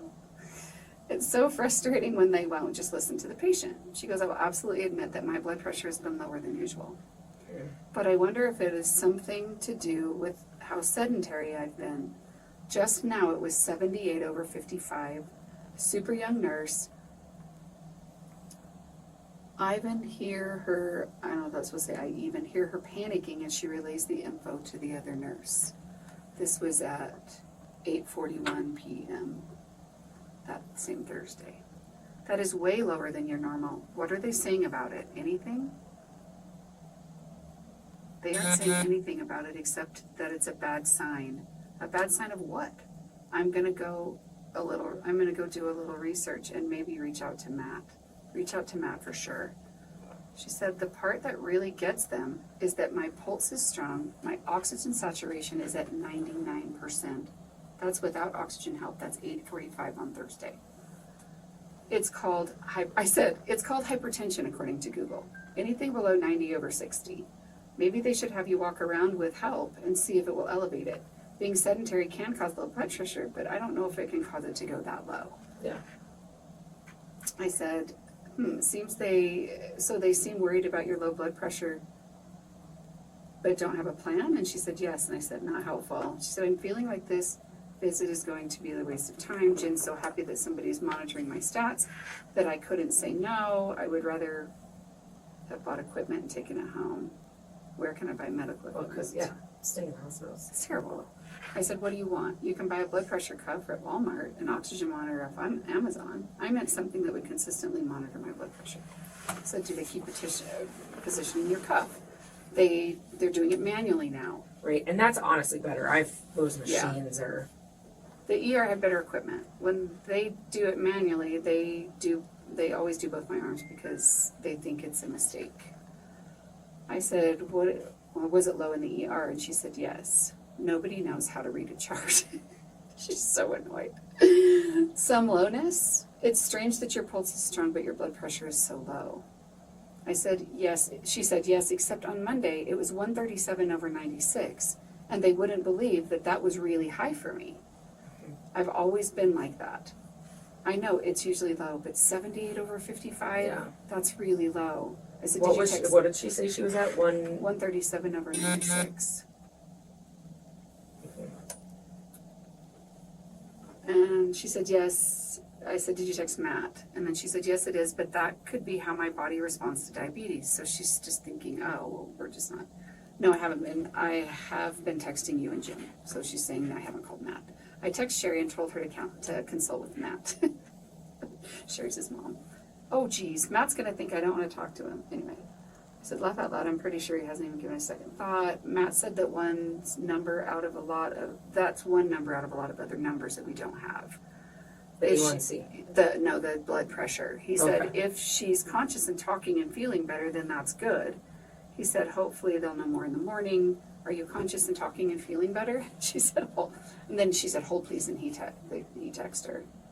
Oh, good. Do you feel like you're better? I think so, but I have no answers. He called and we talked. He said, if the blood pressure continues this low, they'll most likely keep me here. I agree it's super low and I haven't been up and going all day. He also feels like my jumble of sisters is pretty weird. And wouldn't it be nice if they could get some of the things under control to see what's left and try to figure out? And she meant symptoms, but she said sisters, and that made me laugh because I'm like, yeah, your four sisters are weird. Yeah. And I said, does he seem concerned or have any suggestions? Not necessarily. He honestly seems intrigued by my medically contradictory body. That's Matt. Yeah. Meanwhile, my butt is numb because of this bed. Sitting in the And I said, do you think you'll be able to sleep tonight? If they let you. They'll be taking my vitals or my stats every 4 hours. Jim said you had a rough night because I text him every morning, or if he hadn't texted the chat. And so now this is Friday morning. This is Friday morning at 7:58. Jim said you had a rough night. How are you feeling this morning? I would like to die, please. My head still hurts like mad and I haven't slept in days. And I said, this is so terrible. I don't understand why this is continuing. I did read. Oh. Okay, so that's Friday. So Friday's the night that her blood pressure dropped significantly low and they put her in, I just refer to it as the T position, but it's like this big long word, and they take her bed and they lay her in the supine position for hours because they were pushing fluids and they couldn't get it up. If we were to switch over to Jim's text, I think that we were talking about that because I think that's where I got it's either that or the group text where he gave us the name of what they did. Okay. And then my other sister, Catherine, was researching, and she's like, that's terrible, you can die from that. They don't even really use that method anymore. And I said, well, maybe that's why your head's hurting again. Are they just running lots of tests today? No dying. Friday, March 10th, 3:50. Any chance or answers? Any change or answers? Change, not chance. BP's back up, and they're keeping me one more night to make sure it stays that way. I just took meds for my headache and for heartburn, which she never had. And she was like, and now I'm trying to stretch to see if that will help. Okay, so go back. So she says, like, yay for not dying. Like No, that she I made- said, Oh. don't die. And you- I'm okay. like, hey, no dying. Right. Okay. So yay, you made it. Yeah. You're good. We're good. Okay. And then at 4:41, she says, my BP's back up and they're keeping me for one more night to make sure it stays that way. I just took meds for my headache and my heartburn, and now I'm trying to stretch to see if that'll help. I have a lot of fluid retention because they've been pumping fluids in me like crazy. So I'm kind of tight and swollen. Vi says my face has never looked so chubby. That's her little girl. And I said, leave it to Vi. That sounds more positive. Can you get up and move around? I can, but they have me on a drip, so I don't think anything will help right now. That could be true. Are you peeing a lot? Not really. I'm moving around right now and trying to stretch because the bed's the worst. Putting my feet up. I have really bad heartburn. Makes no sense. Heartburn is the worst. What did they give you? Maalox. They don't have anything stronger? They might, but there's a lot of stuff they don't want me to take just in case because they don't know what's going on. It makes any of this weird stuff going on.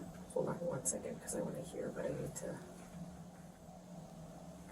Okay. No, you're fine. I said they don't have anything stronger, and she said they don't want to give anything stronger because they don't, just in They don't case really it know what's going affects on. what's going on. They don't want it to hide something else we need to see. I guess that makes sense. I hope the Maalox works. Did they give you something stronger than tramadol for your head? No, but I got tramadol with Tylenol, so maybe it'll work this time. I hope so. You need relief. I need sleep. I said, are they going to let you sleep tonight? So now, I said, you threw up again? So now she's vomiting. And she said, I hope so, and yes. Like, I hope they let me sleep, and yes, I'm throwing up. I said, so this is Friday night stuff. I'm sorry you can't keep anything down. They probably won't give it to you, but my friend gave me Benadryl after my tonsillectomy, and my tonsils out at 44. It was the worst thing on the planet. When I couldn't stop throwing up, that would probably make you sleep for sure. She said, they keep giving me Zofran through my IV. It's not really helping. Can they give you Phenergan? You're probably like, why do you know this stuff? We've had a lot of sickness and things in our family. Yeah. Well.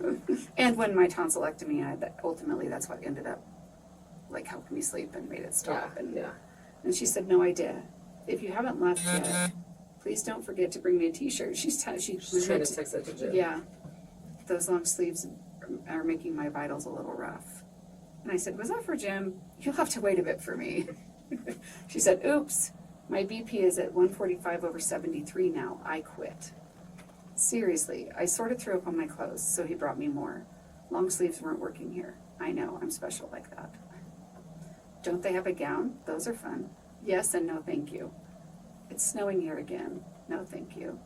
I'm getting a very no vibe from you. Now that your BP is high, are they just going to let it come down on its own since you've been so low? That's definitely how I'm feeling lately. No more, they haven't said yet. I wonder if they'll back off the fluids, because I'm trying to figure out, are we overhydrating? Is your body not processing it? Mm-hmm. And then I said, did I lose you? So I said, are you still dizzy or mostly just a headache now? That's at 8:14. At 8:17. At PM. Yeah. I said, did I lose you? And she said, getting more meds, taking a break from fluids now. Probably a good idea. What meds? Zofran. Did you say, give me something that works? Are you back on the cuff? No, they're just coming in and doing it manually. Is Jim staying with you at night and tonight? No, that'd be silly. He needs sleep. True, but your nights have been rough.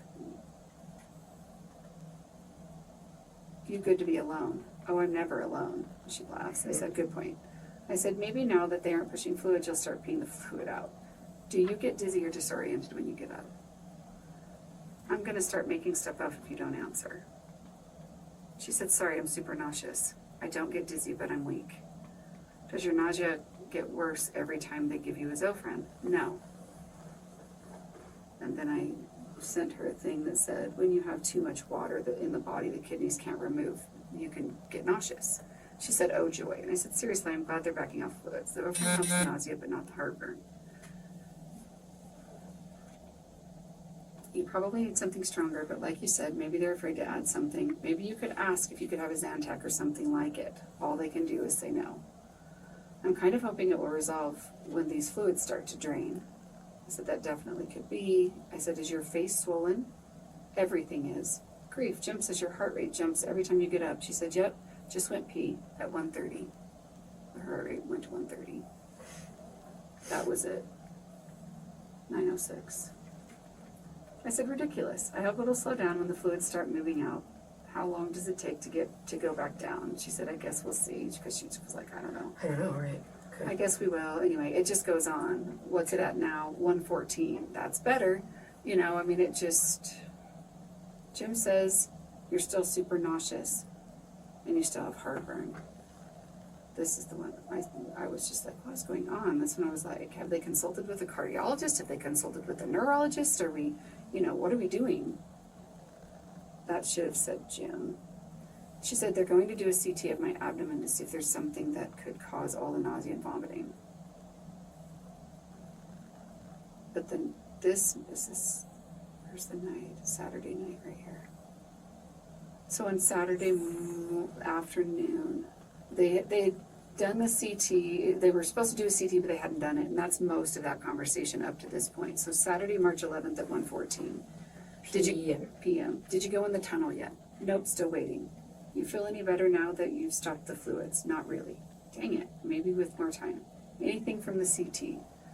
Head of emergency just came in. Gallbladder is slightly distended, but that happens when you don't eat. He said he doesn't think my issue is surgical, and he's going to look through my charts, talk to the doc on the floor, and see what kind of plan they can come up with. And I said, well, that's good. Let's rule things out, basically. And she said, no, super uncomfortable, nausea, etc. Because I said, any chance that you feel, that's what you feel. I'm sorry you aren't able to go to the bathroom. Is it excessive fluid that causing the pain, or is it just everything? Just everything, I think. The fluid's not helping. Anyway, so if you just, let me go to where, the nurse also gave me a bunch of anti-nausea heartburn meds. So we're talking about her heartburn. So they gave her Phenergan and Pepsid and something else. I'm looking for the part because this is the night where her oxygen drops to 50. Okay. On Saturday night. Uh-huh.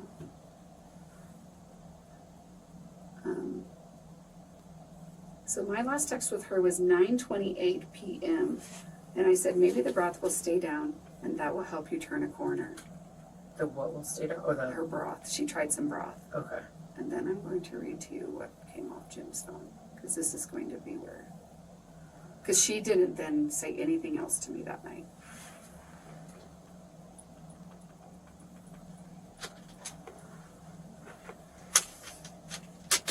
Because he sent a big text to the group saying, she crashed last night, her oxygen went to 50. Well, at this point, we hadn't had any issues with oxygen, so we're like, Right, okay. her oxygen dropped last night?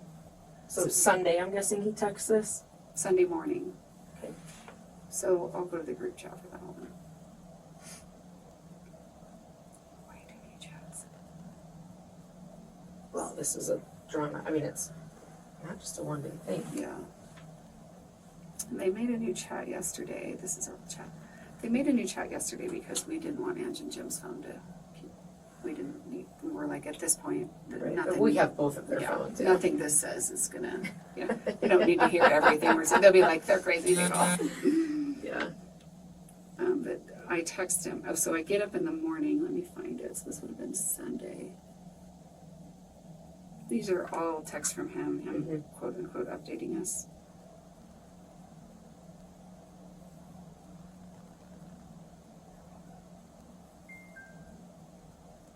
Sorry, that's. Oh, it's okay. I mean, yeah. I mean, you have. There's so many people out running around. So, and then, like I said, we have those other three calls. Well, we have those other three call outs, and so we have another autopsy. Is everyone's like. Oh yeah, here it is. It's Sunday. So he texted us at 1:08 a.m. Anne's just crashed tonight. That's how he started. I was sleeping by her in the hospital on a stool next to the bed, and suddenly a couple of nurses came into the room and said that her oxygen saturation was down in the 50s and they were trying to revive her to get her awake and breathing. She was super lethargic, difficult to arouse. They were finally able to get her stabilized on oxygen, and they just came in and took a bunch of blood samples to see if there's an infection in her blood. And they are also going to check for troponin levels, which is something I think to do with her heart. The doctor has ordered an EEG this morning in case she's had a seizure. I didn't know anything was even wrong. It just seemed like she was snoring really loudly next to me in her bed. Anyway, she's stable now, and I hope this message doesn't wake anybody up. Just wanted you all to know. So now my brothers are like high alert because they say, this is really getting scary. Wow, I hope they figure it out what's causing it soon. My husband, glad you guys stayed in the hospital praying for your family. This is my youngest brother. What the hell is happening? They still have no answers. My oldest sister, it's time for a consult with another doctor. Cardiologist, which we've been pushing him to do. Right, yep. If the tests show everything is normal, her body doesn't agree. I would press the doctor and find out. You know, she goes through. This is beyond concerning. Oxygen saturation hasn't been an issue that you've ever mentioned. Is she stable now? I asked for a cardio consult. Oxygen says have not been a problem before. Anyway, yeah. How is her oxygen now? I thank good I'm not there at church with the kids. Are you? That's nice. Angela Craig. O2 is at 96% now. Blood glucose is at 80. I'm sleepy though, and all the nurses are hovering. 86%? No, it was at 96%. Oh, okay. So O2 is at 96% now. Blood glucose is at 80. and blood glucose 80, what does that mean? That's pretty Is normal. that, okay. Yeah. Between 80 and 100 is usually normal. It's on the low end because you're like right on that line, but Okay. it's, But given her, yes. They They would wouldn't be really like, oh not- my goodness. okay. I mean, if she was down below 80, they'd wonder why, but Okay. thank goodness, are they concerned? Yeah, they're consulting with a neurologist because they're worried it might be seizures of some kind that are just being unnoticed or going unnoticed. They're worried about a lot of things. And then I give them new stuff to worry about. None of it makes sense. Okay, now I'm going to go to the thread where I text him. You'll meet Sergeant Longnecker. We have two sergeants in homicide, and one's like, and then the other one is like, and I mean, he's just a character, and it's just, you'll meet him, and he's amazing, and just like this, right? Like, Yeah. it doesn't matter how serious it is, like, there's just always, like, he's just Yeah. that person, but like, we need that, right, Yes. in homicide, and so he's just, and so he Funny. kind of just our world the last couple of days, but it's normal Sad. for us. But So 6:57 a.m. on March 12th. I'm texting Jim. because I just woke up and read his alarming update. How is she now? Is she stable? This is just crazy. She was stable when I left the hospital at about 3 a.m. I haven't heard anything this morning yet. Was she stable? Was she able to keep the broth down last night? We have water. Oh my I goodness. don't know that this is. Hopefully we leave. I don't think. Yeah, it's not open. Okay. Was she able to keep her broth down? She kept it down. I can fax and get more too. Were they able to get her stable fairly quickly with the oxygen? Yeah, pretty fast. I'm assuming this was, she wasn't on oxygen before the crash. I'm glad it went quick. It was quick. Positive part of that is she's sleeping, right? Grief. Are you back at the hospital? No, I'm at church with the kids. Have you talked to her this morning? Yes, she says she feels drowsy and drugged, but otherwise is keeping food down.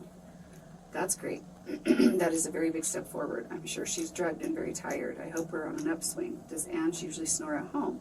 Because every year she and I go on a trip to somewhere in the South. And the last time we went, we had to share a room for 2 days and she snored like a banshee. I'm like, oh my gosh, Never sharing. I cannot sleep. But then the next place we went, we slept in separate bedrooms. But when she was with me this last week, and she snored just a little, but not like that. And so I was like, does she have sleep apnea? You know, and now I'm like, okay, let's move on, because my mom has sleep apnea. My brother has sleep apnea, you know. Occasionally, but not really that much, only when she's literally like super tired and super stuffy. So I'm asking him about sleep apnea. The nurses did say that it was really hard to wake her. They thought it was more than heavy sleep. Kind of reminded me of after, now he's setting, sorry, should I say that stuff? She's setting this up. Reminded me of after when she had her seizure with Tolliver, and she kept waking up and asking where she was and what was going on. And then we would ask her questions and she would fall back to sleep. And then she would wake up again and ask the same questions all over again and fall back to sleep. That's kind of what last night was. So the seizure that she had when she was pregnant, she was full term, and she was at my house that day. It was Memorial weekend. And she came over because she was, but she called, let me back up. She called me that morning and she's like, is it normal to feel a little bit like I can't figure out where things are and I can't put my shirt on by myself? And is that normal when you're like, and I'm like, no. Being full-term pregnant and disorientation don't actually go hand in hand. I said, what's going on? She goes, I don't know. I just don't feel great. And I'm like, should you go in? And she's like, no, I don't want to go in. I'm like, then you come here. So she came and they stayed all afternoon, and he helped my husband demo in the basement, and we were kind of tracking her contractions because her doctor said, don't come in until they're, 2 minutes apart or whatever.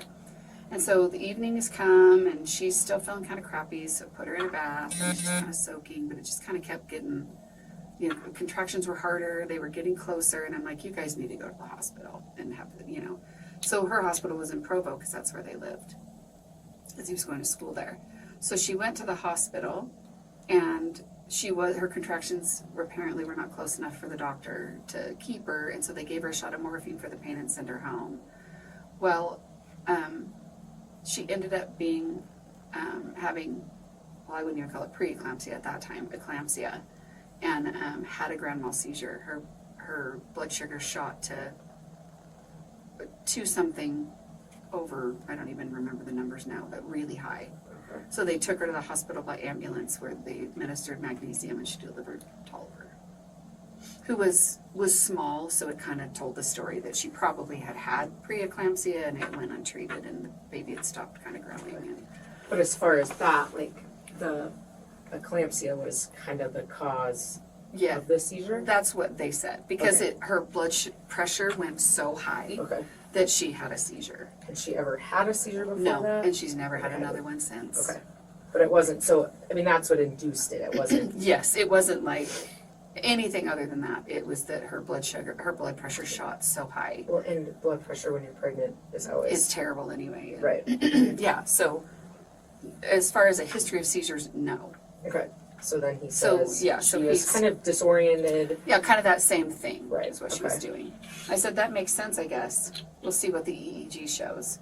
will it be helpful to have Mark and Renee there? Because now my brother he sent a text thread and said, we're coming. We're leaving in 15 minutes. Okay. Will it be helpful to have them there? What's his wife's name again? Renee. Renee. And was trying to figure out how to I was trying to figure out how to postpone my start at work so that I could come. But if they're coming, maybe I'll wait. He said, I think it'll be helpful to have them here. It's hard to know exactly what to do until you're in the moment, you know. Congrats on the new job. He's saying that to you? Yeah. Okay. I'm like, he said, I didn't know you were looking. What kind of job? And then we're kind of talking about my work, and I'm like, I don't care about this. So I gave him an explanation. He's like, is it one of those jobs? And it's just, and then that's all we're talking about right there. But he goes back into.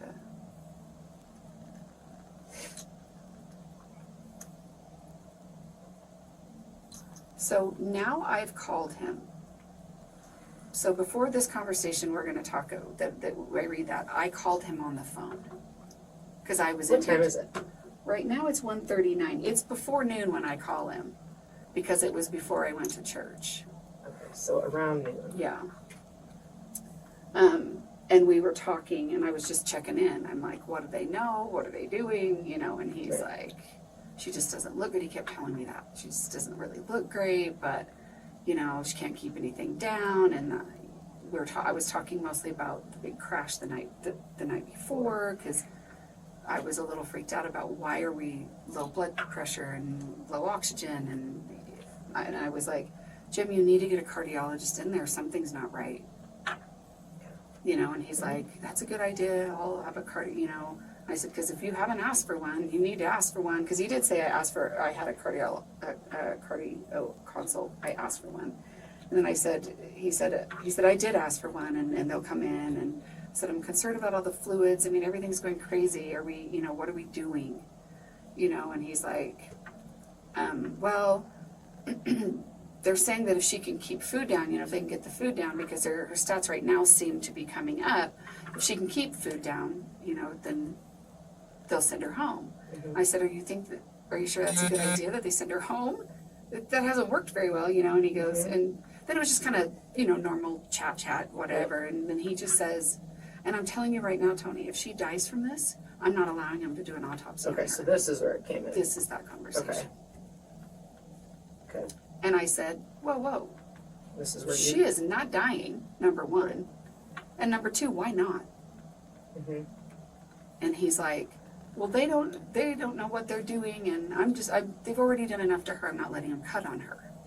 So that's the first time he says that to me, because he says it to me twice. And it just was such a weird thing to say, because in the course of that conversation, we weren't even talking about, is she going to die? Because at this point, she's looking fairly stable as far as being there. She's got oxygen on, but it's keeping her saturation levels up. She's, you know, we're waiting for the EEG. All these things are happening, and I'm thinking, what is that? And then I just was like, okay, weirdness. We're going back to Ange. Yeah, and then this is where. And then you, I think before, and I don't know if this is the first or second time, but you were like, why not? She's not dying, but why not? What if this is hereditary? That's the second time. Okay. Yeah, that hasn't happened yet. Okay. That happened on our call on the way out here. Okay. Before I talked to you. Okay. I said, does she have electrodes on yet? Because the neurologist was coming in to check for seizures. Okay. And he says, oh my gosh, what a mess. They were supposed to be here at noon. They aren't here. They still weren't here at 1:30. I brought her a change of clothes because she threw up on herself. Mm-hmm. And she was going to go take a shower. Now we have to towel dry her hair. I'm paraphrasing, because none of that's super significant. But then he's like, so now they're going to do it. He goes, although I bet you $1 billion that it comes back and the results are all normal. Like, I'll bet you do bet me that. She did have a sandwich for lunch and kept it down so far. Her vitals are pretty good and she seems to be doing well. I wouldn't be surprised if they let her go maybe tomorrow morning. The only reason I don't think they would let her go tonight is because I think they need to read the EEG. He must think that I don't know what happens in hospitals. Because if the neurologist is coming and he's doing an EEG, he's not reading it in 12 hours. He's reading it. Especially when we're in a situation where they don't understand what's happening. Yeah. Better not. Yeah. I doubt there's a neurologist willing to do that on a Sunday afternoon. Well, he came in. He put it on her head. And I know that because she told me he was a little Asian guy Yes. that came in and put it on her head. Mm-hmm. And then her text thread, she's like, yeah, he just looked at me and said, you're a puzzle. I said, well, you like puzzles. Maybe that's a good thing to be. And I said, oh my gosh, this is a mess. Do they still have her on oxygen and fluids? I hope it comes back normal and she's stable and can go home. At this point, she might recover better in her own space. That's true. But she looked like she was doing pretty well yesterday, and then last night happened. They do still have her on oxygen and fluids. The worst part is that the EEG technician, okay, that's where he tells me that, oh wait. The EEG technician is on call, so the only reason she even showed up at the hospital today was specifically for Angela. If you're on call, don't you think you would be doing a better job communicating with the hospital on exactly where you're going to arrive? I don't know why that matters at that point, but it was scheduled for noon, and they didn't show till 1:40. That doesn't really matter. Is she sleeping with her oxygen on? This is Tuesday. Now she's home at 5:27 p.m. Tuesday is the 14th. Mm-hmm. She's at home. She's home now. And this is with Jim, right? Mm-hmm. Yeah, okay. Is she sleeping with oxygen on? They sent her home with it, right? I had to call the company and order the oxygen. They're going to send it over shortly. Right now she's just sleeping in the bed with the pulse ox. Is her number holding okay? I actually don't know because she left her charger and her pillow at the hospital, so I just headed back to the hospital to pick that stuff up. But as soon as I get back to the house, I will check that. Tony, I'm not gonna lie. I don't want to tell the whole family this, but she doesn't look good. It's not as bad as when I came home on Monday and saw her, but she's in really bad shape. I said, still? She sounded so much better when I was texting with her. It just doesn't make any sense. Did she look better at the hospital? Is she just, this is at 5:30 p.m. Mm-hmm. Yeah, 5:31. Okay. She sounded so much better when I was texting with her. It just doesn't make any sense. Did she look better at the hospital? Is she just looking worse since she came home? Or is this just the way she looks? Because I haven't seen her. I mean, all of my stuff is text, and even on the few times that I talked to her, which was very few when she was in the hospital because I didn't want to call her, we weren't FaceTiming. Yeah. You know? I said, are Mark and Renee still there? He said, I came to the hospital at 6 o'clock this morning so I could spend an hour with her before going to work. And she seemed really tired, but she was looking a lot better. And then when I saw her over lunch, she actually looked really good. She looked almost like herself, except the weird oxygen saturation and stuff that she's been dealing with. I didn't see her when they discharged her from the hospital because Mark and Renee brought her home and I was still at work. But when I got home, I went in to greet her and she was sacked out on the bed and looked super tired and pale. She's cold and she asked me to put my hand on her back and tell her if she was shaking or not. She wasn't, but I guess she felt like she was. So she was having these internal tremors, and she felt like she was shaking outside, but you couldn't feel it, but she could feel it on the inside. And all my research says that's central nervous system damage. So at some point through the course after this, I said, have they checked for MS? But I think I might have asked Angela. I said, do you have a blood pressure cuff to monitor that? I do. That's a good idea. Because you just thought of that? I think I'll take her blood pressure as soon as I get home. I said, I would monitor them both. I'd call Mark and have him check in on her.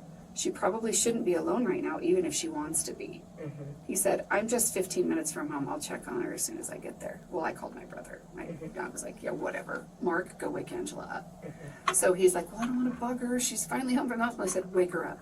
Go in the room, wake her up. So he goes in there and I can hear her talking. So I'm like, okay, she's talking. But her oxygen was at 88. So we're obviously not holding. We're, mm-hmm. you know. So at 9:44 that night, I text her and said, how is she? And that's when he called me. You text Jim? Yes. Okay. I said, how is she? Sorry. How is she? Okay. And he called me, which was unusual. Thursday, 9:44. No, Tuesday. Tuesday, yeah. Okay, sorry. I was like, no, that doesn't make sense. You're like, wait, she's already on. No, Tuesday night at 9:44. How is she? He calls me. And I'm like, oh, hey. what's up? You know, I'm thinking, we're getting Ange to bed, you know. And I said, he's like, well, you know, I said, she's home. How's she doing with her oxygen? Did it come? And he's like, yeah, they got it here pretty quick, and it's on. And he said, hold on, I'll walk in the room. I said, she was in her room on her bed.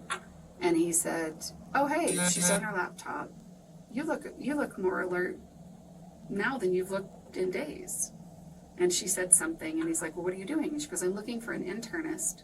I want to have that on my iPad or her laptop so that I remember to call in the morning and find one, because she wanted to change, because her PCP hadn't been very responsive when they were trying to get in. They made her wait all that time, and she's like, I don't want to go back to them. Right. Because I said, you know, you need to go to an internist, and she said, I think my PCP is an internist. And I said, oh, okay. And she goes, but I don't want to go back to him, so I'm looking for another one. So Jim's like, do you want to talk to her? I said, sure. Great. So we put her on She's great, speakerphone. yep. She's talking, I'll talk to her. So we put her on speakerphone, and he handed it to her, or laid it on the bed. I don't know where it was, but I was talking to her through the phone. And she was talking, and I said, how are you doing? How are you feeling about being home? And she's like, I'm actually a little nervous about being here because there's no one here to monitor me. Because she's just had multiple nights of you almost died. Up, down, Yeah. right? And I said, you have your oxygen, what's your pulse ox say? And it was at like 97 or something at Okay. that point. And I said, well, that's good. That's good. That means the oxygen's keeping your oxygen up. So you're not going to code. Keep your oxygen on. So you don't need to worry about that. And then I said, where's your BP? What's your blood pressure at? And she's like, and Jim's like, I said, do you have a cuff? And he's like, yeah. And I said, you guys should check that. If you're not checking it, check her BP. And I said, she should probably be checked throughout the night. And he's like, I have alarms set so I can check her a couple of times, like every 4 hours. Okay. I said, okay, that's good. And she said, and then she talked to me a little bit about the tremors, and I'm like, that's really weird. And she goes, I don't know what it is, but I'm hoping as I get better, it'll just go away. And then Jim says, hey, Ange, here, take your clindamycin. And I said, why is she on clindamycin? And he's like, oh, it's for her sinus infection. I said, did they determine that she has a sinus infection? You know, and it just kind of was glossed over, and I'm just like, we're just hoping that that's what this pressure and stuff is. So clindamycin is something else, which I'm assuming was probably an allergy pill, but I can't remember. Clindamycin I remember because that was different than what she was on before. Because she said she was on a Z. She was on a Z-Pack, but which the is hospital... zithromycin. Yes, but the hospital took that off. Okay. Took her off of that when she was in Parker Adventist? Yeah. Adventist. They took her off of that. So Okay. then when she came home, he was giving her clindamycin. Z-Pack, and then. And did Jim put her on that? Do we know, or did? He frequently called her prescriptions in, Right. but I don't know.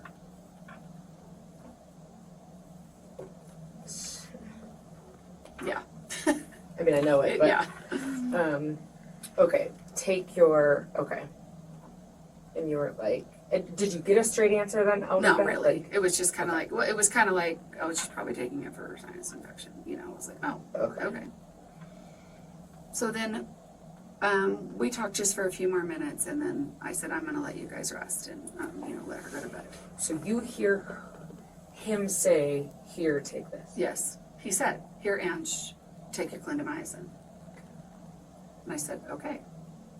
So now we're the next day, 8:04 a.m. on Wednesday. How was the night?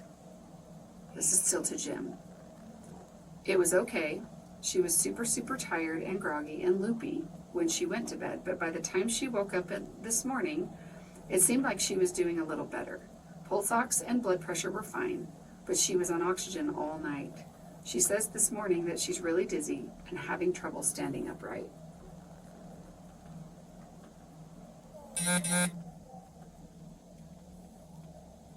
I said, do you think it could be the anxiety and exhaustion, because she was so worried about things, and that can do a lot of things when you haven't eaten and you're not doing great. And he said, I'm thinking exhaustion. I said she needs to try to eat a little bit. This is at 10:07. She needs to try to eat a little bit of whatever she can get down, and then just rest if she can. He's at work, by the way. Renee is giving me updates. She just gave her some oatmeal, so we'll see how it goes. I think she's resting. I said, that's good. I think it'll just take some rest, let her body get through the trauma. So at 11:40, it says, what's happening, why did she go back? So he must have texted our group text, which we could look at or you guys could see, and told us that she was going back. So my brother and Renee took her back. And the news has that wrong. Yes, we know that. they keep saying Sunday. Well, they And keep that saying he Jim took, her, yeah, which we're like, I can no. only control so I much know. of my PIO's office. So, but I do want you to know that we know that is that inaccurate. timeline. Okay. That has been relayed to the media inaccurately. So, I'm at work at this point, and I was asking, why did she go back? What's going on? Is she still swollen from the fluid? Has she been able to pee? Are you with her? He's not responding, and so I called him. I'm like, I want to know what's going on right now, and so he starts talking to me, but he's not at the hospital. And I'm like, you're not there? And he's like, well, I had to go, apparently he had gone to the hospital. Mark said he did initially come there, but then he told me, I had to go back to work and get some things kind of squared away, so I can go back up to the hospital, and I'm just going to run through a couple of drive-thrus and get some food, to take some food back to Mark and for me. And I'm like, not at the hospital. Okay, that's very weird. Left and went back to the office. Okay. And then grabbed food and then came back. So I talked to him for a while, and it was not an overly significant, other than I was just checking, trying to figure out what was going on. And I thought it was weird that he was gone. You're a dentist. You're not a neurologist. Cancel your patients. You don't leave I don't care who's with her. You don't leave her. Anyway, so it was like, I'm going to get food and blah, blah, blah. And I'm like, okay, I'll check in when I leave work. So I left work, and I started texting him. It is 1:56. I'm on my way to my oldest sister Sherry's in Provo, and so I just start talk to text. How are things? Super lethargic. Stats? He's sending me a picture. He said BP is low. Well, clearly I can see that. I know how to read it. And I said, I see that. You're probably like, you guys are so snotty. I said, I see that. What's the plan? Did she take anything different yesterday when she got home than she has been taking? He said, clindamycin for sinus infection. They don't think that had anything to do with it. And I said, what are they saying? A bunch of nothing. They want physical therapy to evaluate her. They tried, but she was too ataxic. They want to keep her overnight and try again tomorrow. I said, physical therapy, what is that for? This is where he jokes around in such appropriate times. Because they're not going to let her go home unless she can do the balance beam. Okay. Okay. Funny, not funny. This is ridiculous. Did you mention the internal tremors to them? You said this is ridiculous. Yes, this is me. Funny, not funny. This is ridiculous. He said, oh, poop flex. This is like something really funny. Why is this funny? I don't even understand. I forgot, but I will mention it. What are they saying about her low, what are they saying about her low blood pressure is what I'm supposed to say. I hate talk to text. Oh my gosh, it never And is I right. can't switch it. I'm driving. And so I'm like, sorry, that made no sense. He said they're saying that they're saying that low blood pressure must be good for her because she's more lucid now than she was when she first came in. Kind of jokingly, they're giving her another bag of fluid and they put it inside another bag that is pressurized, so it's squeezing it really hard and getting the fluid into her really fast. So I sent him a swearing face. That's how I feel about all of it. Is she talking? A little bit. How's her color? I actually said, how's your color? That's not at all what I meant to say. Mm-hmm. Can she open her eyes? The next thing I get, he says, hang on, crash. Who kind of a sick person does that? And I'm panicked. I'm 5 minutes from my oldest sister's house. I'm driving. I'm thinking, oh my gosh, I'm going to die trying to get there because I'm shaking profusely. I said, what crashed, Jim? Are they able to bring her back? I don't know what's going on. They think seizure. Did you read all these from his phone? Or somebody? Somebody. Are they still working on her? Lots. Intubating her. Why? Now I know it's really bad because they're intubating her. Mm-hmm. Can't get the tube in. Emergency anesthesia team is paged. What? Why? She's not maintaining her airway. Bagging her. Cannot get the breathing tube in. What does the anesthesia team do? Get the tube in. Are they there yet? I mean, I'm just panicking. He's like, chest x-ray to make sure the tube is in. There's 16 people in the room.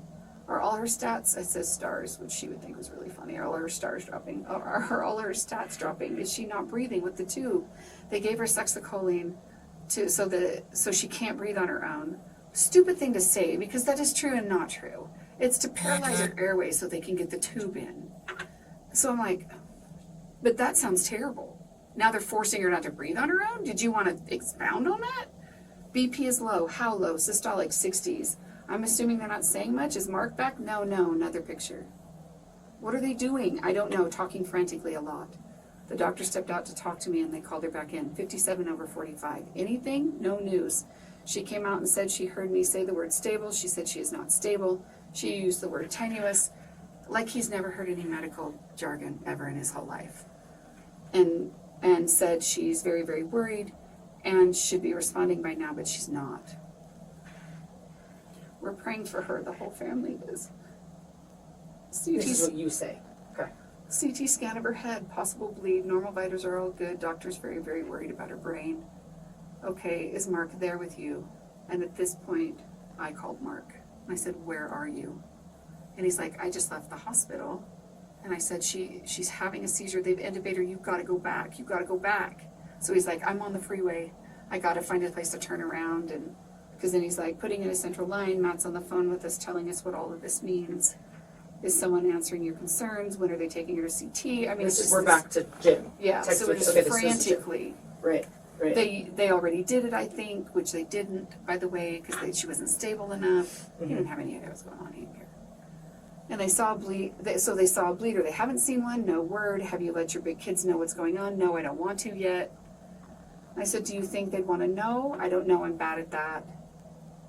Do you want them to know? I would call them for you if you want me to. It's okay if you want to wait. No, I'll do it. It should come from me.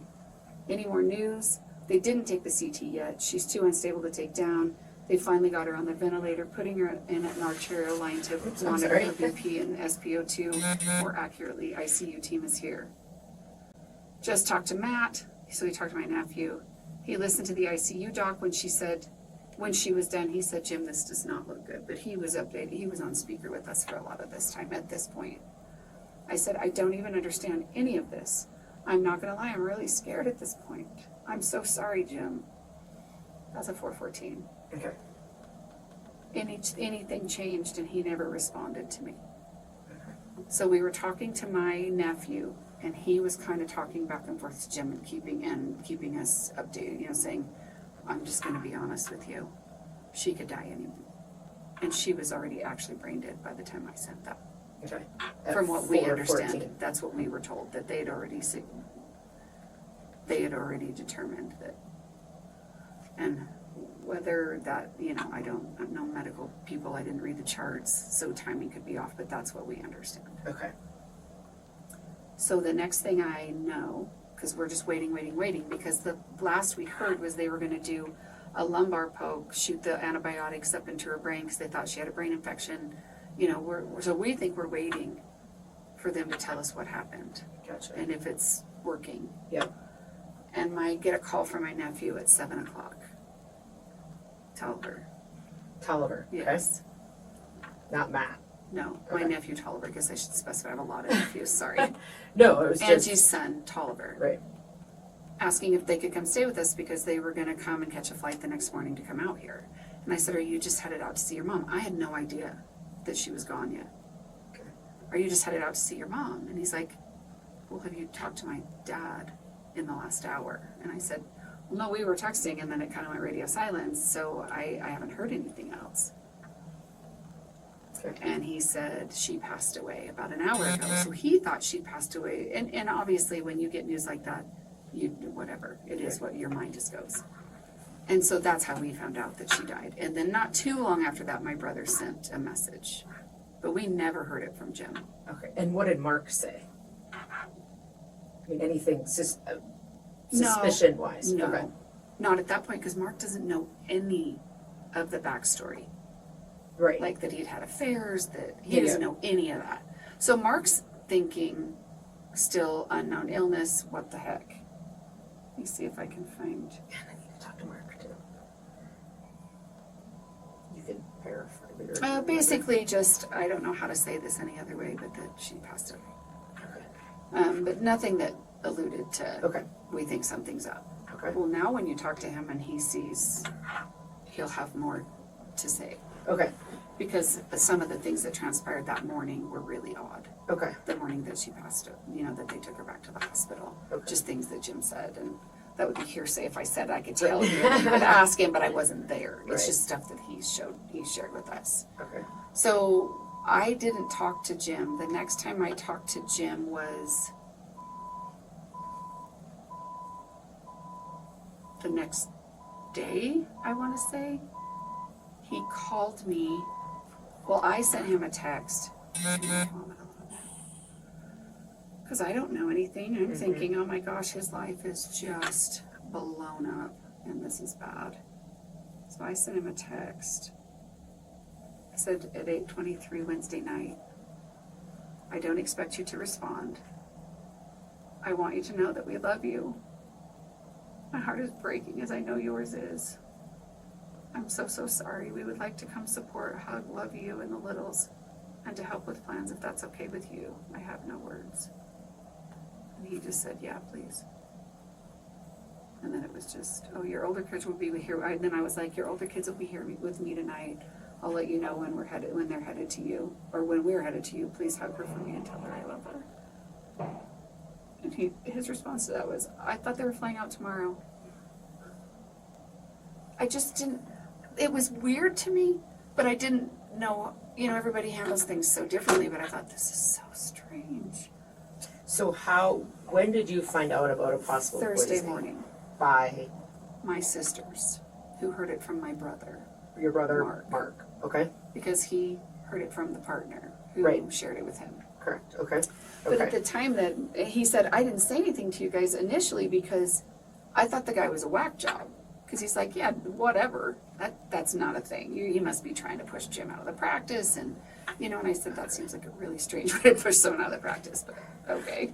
So he thought maybe he's just trying to give disparaging information just to Okay. kind of, Okay. whatever.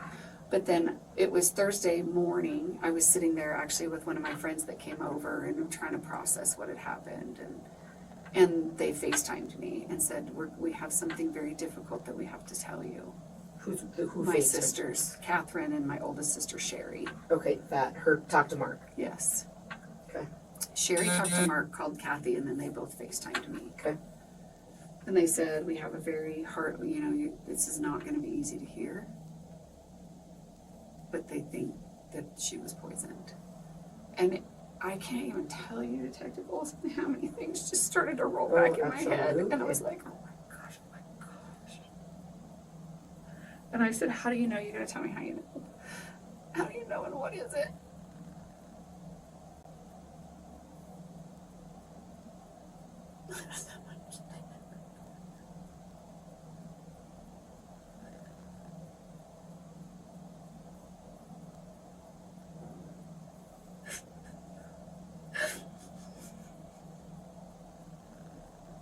Anyway. Then I was just mad.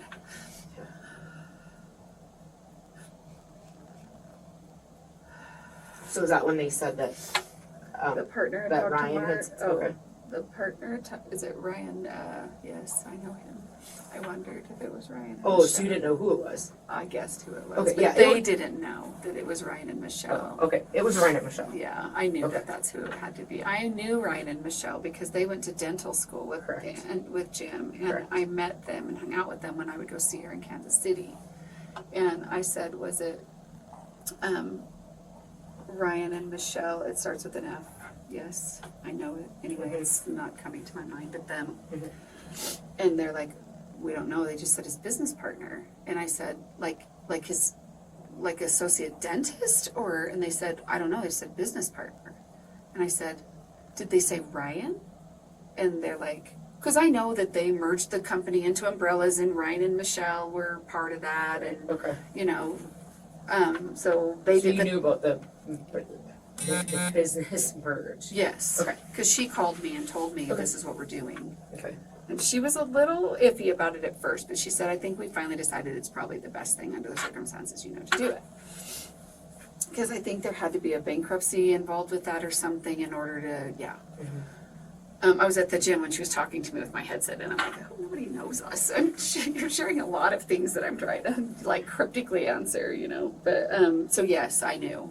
Okay. And I knew that when all the stuff went down with him 5 years prior, that the business was in bad shape. Yeah, financial period. Okay. Yeah. So oh my gosh, why can't I not think of their last name? It's going to kill me. Anyway.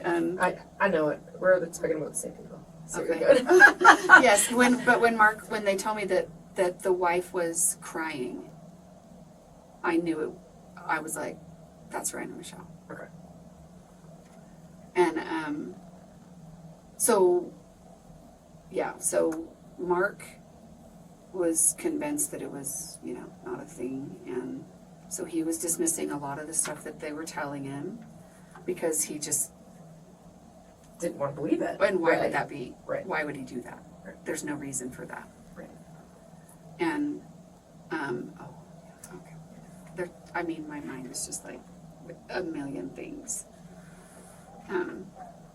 So they told me that happened, and then I started to flip back through all of my stuff to see, and I went back to, I was like, when was that she texted me? So then I'm like flipping back, and they're like, because Ange did not know, sorry Ange, now you know, I had told my 2 older sisters that he had cheated on her. I didn't tell them all the details, but I'm like, I think you guys should know in the event that she really just needs someone, you know. But I said, you are sworn to secrecy, and if you ever tell her, I'll deny it. Yeah. I'll tell her you guessed. Anyway, we talked about it for a long time, and I don't want people to call me. They're going to call because they read it. It's okay. It's okay. I can do this. I just don't want to talk about it. No, and that is 100% you're right. I'm and just I going to say wouldn't- I'm not talking about this. I mean, Yeah, I'm just not going to, nope. if there's numbers you don't know, they can leave a voicemail and tell you who they are. Yeah, And if whoever it's- that one number is, they left me a voicemail. We'll see if it was Tracy or if it was. And it could have been donor lines. Yeah, Yeah. yeah. From what I understand, they were done today. She or they were thought they finishing. might be. So when she called me last night, it was kind of late. We'd gone back to the apartment already, and she's like, "I'm so sorry, I'm in the car, but I just wanted to let you know that we did the honor walk, and we're able to donate her major organs, and we're just now trying to find donors for them, and as soon as we have matches or know what we can find matches for, then we'll let you know." So that may have been her saying, "Okay, we're Yeah, because they were, done." again, there was autopsy confusion, and they were like, she might be done today, and then I was told autopsy's gonna be tomorrow. So I think they were finishing up faster than they thought, but then by the time that they would get her from donor lines down in the coroner's office, I don't think it would be done today. So that Well, see, and she told Tyler, because he has the I just didn't understand how that happened, medical power of attorney, that it would be, the autopsy would take 5 to 7 days, and I'm like, 5 to 7 days? Detective Olson told us that's a 1-day thing. I think they're saying for the tox, Well, yeah. which is still longer But than you that. can borrow, I mean, you can bury her before Absolutely. that. The next, tomorrow, if the autopsy's tomorrow, she'll be released probably to the funeral home tomorrow. Right. And or Wednesday morning. Okay. Yeah. Right. No, we don't keep, we did not keep I was like, that's bodies. really long. I don't understand how that. But I did have a defense attorney call me and wanted, because they get to view evidence prior to trial, and they're like, so we want to set up an evidence viewing and a body viewing. And I was like, What? a body viewing? I said, we don't have like a warehouse. Like, we don't keep, we don't, the body's been released. Like, I was like, what does this mean? Body viewing? I don't know. What good would that do him? Exactly. I was like, we don't keep bodies. Like, we don't have just like a warehouse of our homicide victims. Like, we let the families group. I was like, I don't know. That I was is so weird. I was like, I'm glad he's the defense Yeah, attorney. I'm glad you were because leading the case, dude. You just keep it up. It was just like, we were all like, what? No. So, no, we don't. So it should. That's disrespectful, It will- actually, it that he will wants to be. come stare at her. Well, they can. If they were shot or something, that would make sense, but she was poisoned. What's he gonna see? when No, he not looks on at this case. Oh, a a different one? case. And you're like, yeah. you want to see the body. Yeah, and it was like 8 months later, and I was like, we don't. You're like, by the way, Yeah, no. I was like, so it in was. the ground. Yeah, no, it was a total different case, but we were just That's funny. like, we don't keep these bodies. So no, it would be immediate. Yeah. Yeah, so we haven't texted since that day. You and Jim haven't texted? No. Okay.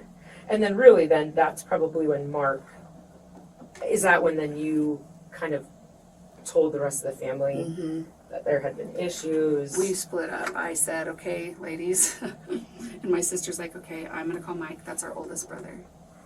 Kathy, you call Rick. This was the day she died. We were just calling to say it's time to share. The day, so this was Thursday. Yeah. Okay. It's so confusing because we just don't, it's really Saturday, but it's really, so this was Thursday. Okay. Where it was like, it's time to tell. Okay. Okay, so then that's when Mark reached out to me. Yes, and and said, "You my have more sister info." wants to talk to you. Because Okay. we were driving, heading out there. And then I talked to you You talked to me that day, Friday or Thursday. Friday. Friday. Yeah. Okay. So Mark reached out to you. I think Mark might have reached out to you on Friday because we told him while we were driving. We had him on speaker. Right. But we had already told my oldest brother, my brother Rick, who's the next oldest brother, and then my sister Rebecca, we told her in the car because we need her going have coffee somewhere. And then we told Mark. And then he called you because we said, do you have the number? Because Kathy we were trying to figure out how we get a hold of someone. So Mark said, oh, I have the detective's number. And we're like, send it to us. And Okay. because we want to talk to her. And so so we got to Evanston, which is about an hour-ish, hour and a half from home. And Jim called us. Well, he called me on Thursday to say, do you want us to leave her on life support? But we'd already had a conversation. Who do we have? Oh, maybe through the group chat where we said, no, don't wait on. It's okay. You don't need to do that. Or was that individually with? Oh, because it was on Tolliver's. And I'm like, no, I swear I have that text. It's on Tolliver's number because he didn't have his phone. Because Jim didn't have his phone. Yeah. Because he sent me.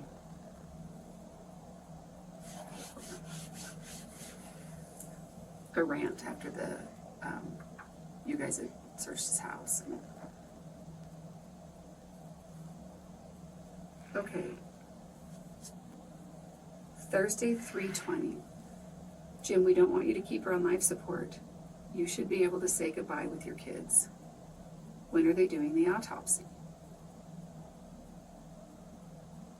I actually already knew that she'd been poisoned at this point, or that it was suspected.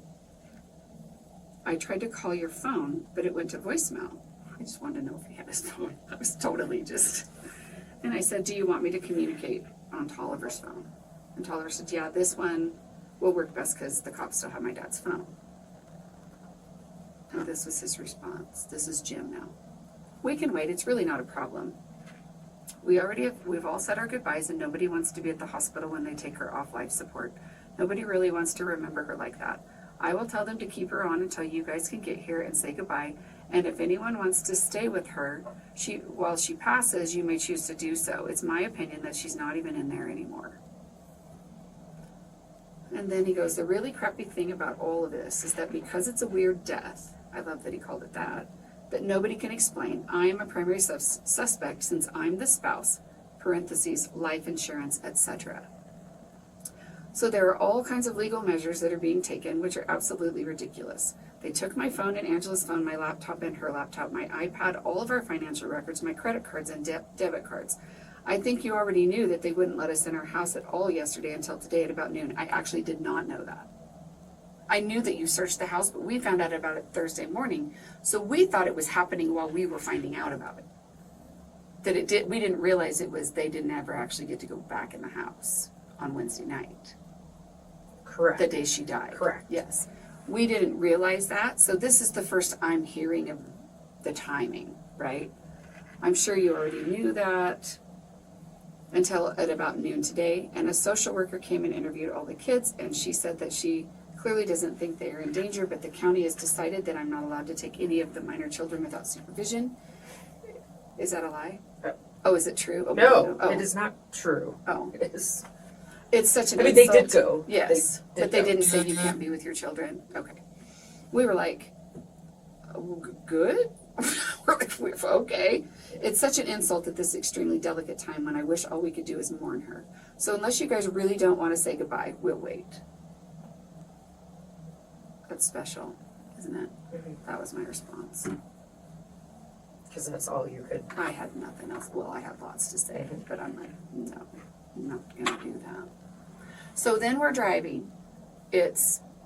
We get to about an hour and a half. We decide, let's just grab some lunch. We're gonna go to the bathroom, fill up with gas, so we can get back on the road. And he calls me. But when he called me on Friday, it came through his name. It said Jim Craig. He was calling and texting from his watch. I was so confused because then so you take his watch? When we arrested him, we did. Oh, But so then we're driving and I'm like, I'm so confused. Do you think he got his phone back already? But then the next several times that he called me, it was on Toller's phone, so that was confusing. But anyway, so this conversation, he calls. Where are you guys? We're in Evanston. We're headed out to you. Whatever. And I'm trying to not sound. Like I actually am a person instead of a robot that I. And he's like, oh, okay, so you guys are headed out, and he goes, well, I just called to let you know that what they're gonna do is they're gonna take her off life support and see if she'll breathe on her own, and if she won't, then they'll just say she's dead, and then they'll put it back on her, and then they'll be so they can donate her organs.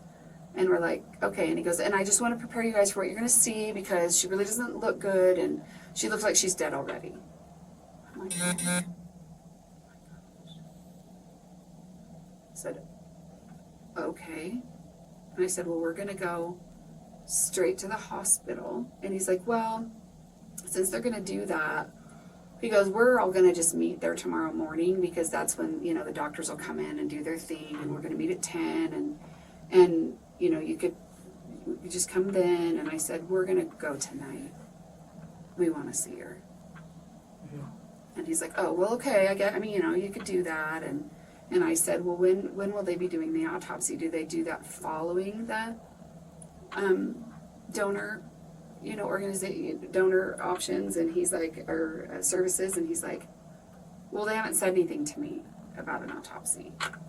And I'm like, well, are you going to ask for one? And he's like, no. And then he did the fake huffing, like, I need to be upset now cry.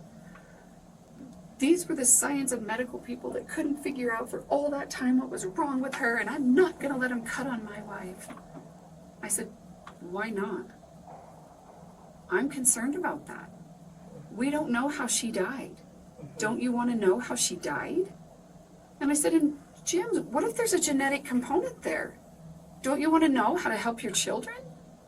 And he's like, well, just so emotional. Maybe I should rethink that, but right now, and I'm like, I just want to hang up right now.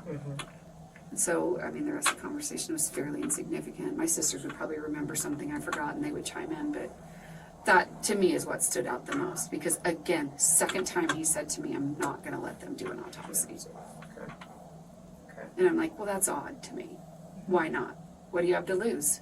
So they still don't get an answer, but at least we tried.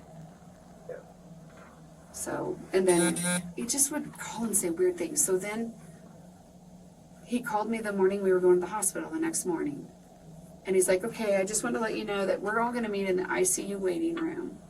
And then we'll just go in, and then we'll go in to see Angie. He goes, but he basically said, we're going to wait in the ICU waiting room because we don't want anyone to get stuck standing by your bed for like 45 minutes waiting for stragglers. I just was silent. I'm like, I don't even know what to say that. I'm like, okay. We'll be there in, 15 or whatever. He's like, well, we'll probably be a little bit behind you, but we'll be on our way. And I'm like, so we went right into her room. We're like, I'm not going to the ICU room. I'm saying goodbye to her. So we went in and kind of stood in there for a few minutes, and then the family came, and so we're like the kids and stuff. So we're like, okay, let's go out to the ICU waiting room. So we went out, and Tyler was standing there, his brother, and I hugged him, and then I diagnosed because Tyler was here, Jim was here, parents were in here, and it, it was just, so I just hugged Tyler and diagonal to the kids, because I'm like, I can't. And my sister's like, I'm not hugging him. I'm like, but we have to remember the kids. Just we have to remember the kids. We can't. If he comes to hug you, you have to find a way to make the contact. So we agreed we would be not, we'd do what we had to do. So I was hugging the kids, and I went over to get Vi, the baby, and he came over to me. And he's standing there and he's crying, all crying, and he starts to hug me, and I told my sisters, I said, I will give him one arm. That's it. And they're like, okay. So he puts both arms around me, and I stuck one arm on his shoulder. I didn't say a word. I was so angry that he was being so disingenuous. He was not sad that she was dying. He made it so she would die. I think he was more sad that he knew things were coming down the pipeline and he was in trouble. And that's what I told him. I said, you know what, anybody that is, pure evil takes the life of another human being. There's got to be a little bit of emotional shock that it's actually happened. Now you're facing your children and her family, and you have to walk around, and he's good at pretending, but you have to walk around and pretend that you're in shock and this is terrible. I said, so sure, you're going to have the stress emotions. That's what happens. You have to release it. So he disappeared from the house constantly, was never there. And as you know, they had to go find him to have him come in. He was constantly, I'm going to go the night before, or was it that night? It was that night. I'm going to be gone. I'll be back at 8. I'm going to go to all our favorite places. Or your one favorite place. So you said you were staying in an apartment. Are you staying in an apartment? Yes, we stay in an apartment, but we spend the days at the house. So whose apartment is this? It's a friend of Angie's, Andrea Wells. Oh, She okay. lives in Arizona. She has this apartment, and then she works, and she has a house or an apartment in Arizona. She's working in Arizona right now, so she let us stay in her apartment. Okay. Yeah. So a lot of their neighbors opened their homes if we needed that. Right. Okay. So did Jim and Angie, did Jim move out and get an apartment? No. And Angie wasn't staying part-time in an apartment, never No. said she was staying in an apartment? No. That they were separated? No. Okay. No. Okay. So then so there wasn't, the doctors didn't come in? Is that what I understand? When we were texting? When we went in, and then they put us in the atrium room, that big room with a lot of windows. That's actually quite pretty. That's actually a really nice room. We were just kind of sitting in there talking, and talking to the kids, because we hadn't seen him yet. Because we got in late on Friday night. Mm-hmm. So we hadn't seen him, and because we were supposed to go to the hospital at 10 a.m., we thought we'll just see him there. It's not going to be better no matter where we are, so we'll just see him there. So we were sitting in the room waiting for the doctors to do their thing. Well, Jim came in back into the room, and he said, the doctor said that they are going to come in and do the test, but it's going to be later this afternoon. So we're not, and they don't want us. I thought he said they don't want us to be present. My sister said that we could stay. They thought he said we could stay and go in there later if we wanted, but I still think he said we couldn't be present. Okay. That they, we couldn't be present, so if we want to say our goodbyes now, we could say them, and then we could all leave. Right. Okay. Yeah, so I sat there for a minute. I thought, that's really weird, but I'm glad I've been in twice. We spent 3 hours with her on Friday night. They let us just stay there. They didn't come in, and they brought us water, and they were so nice. They took so And she care of was her. so sweet, the nurse, and I wish I had her name. I just wasn't in a place at that very moment to get it, but she came up and she said, I think she braided her hair for her. She did. I asked her. So cute. Oh, she was so awesome. And I said, I just hate the thought of her being in here by herself all night. She was there by herself All the time. all the time. And I said, she's like, I won't leave her. I'll stay with her all night. And she said, what does she like to be called? And I said, do you want all of her names? And I said, Angela or Angie, she'll answer both of them. Mm-hmm. Or G, or Prissy, or D, or whatever you want. She'll answer you. And she laughed, and she's like, okay. Because she was talking to her. I could hear her talking to her. Mm-hmm. And she's like, what's her favorite kind of music? Is it much to her son's dismay? It's country. And she's like, I'll put country on for her tonight. Yeah. And we thought, should we have stayed?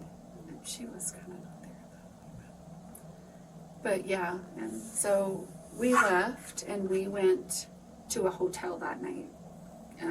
Because that's where we were originally just gonna stay in a hotel. Because my original plan was to stay in the home. And then when I found out all that stuff on Thursday, I said, I cannot do that. I'm gonna have to be around him, but I will not be staying in that home. So we went to the hotel, and then I had that conversation that morning. I was sitting in the chair after he made his stupid announcement that we couldn't go, be there, and they were gonna do it till later in the afternoon. And then he walks over, and Tolliver's sitting here, Vi's sitting here, and I'm sitting here. And he comes over and he goes, I have a funny story. I think you guys will appreciate it. Well, Violet's hysterical. She just says the funniest thing. So I thought, maybe it's a Vi story, which it was, but it was a very inappropriate Vi story. He's like, yeah, we were in the car, and Violet said, now that Mom's gone, can we watch Sharknado? I looked at him. Like, you gotta be kidding me. Sharknado #1. Should not be watching it. I looked at a trailer. I'm like, I've never watched it, but we pulled the trailer up and like, probably not. Yeah. But I thought, what is that?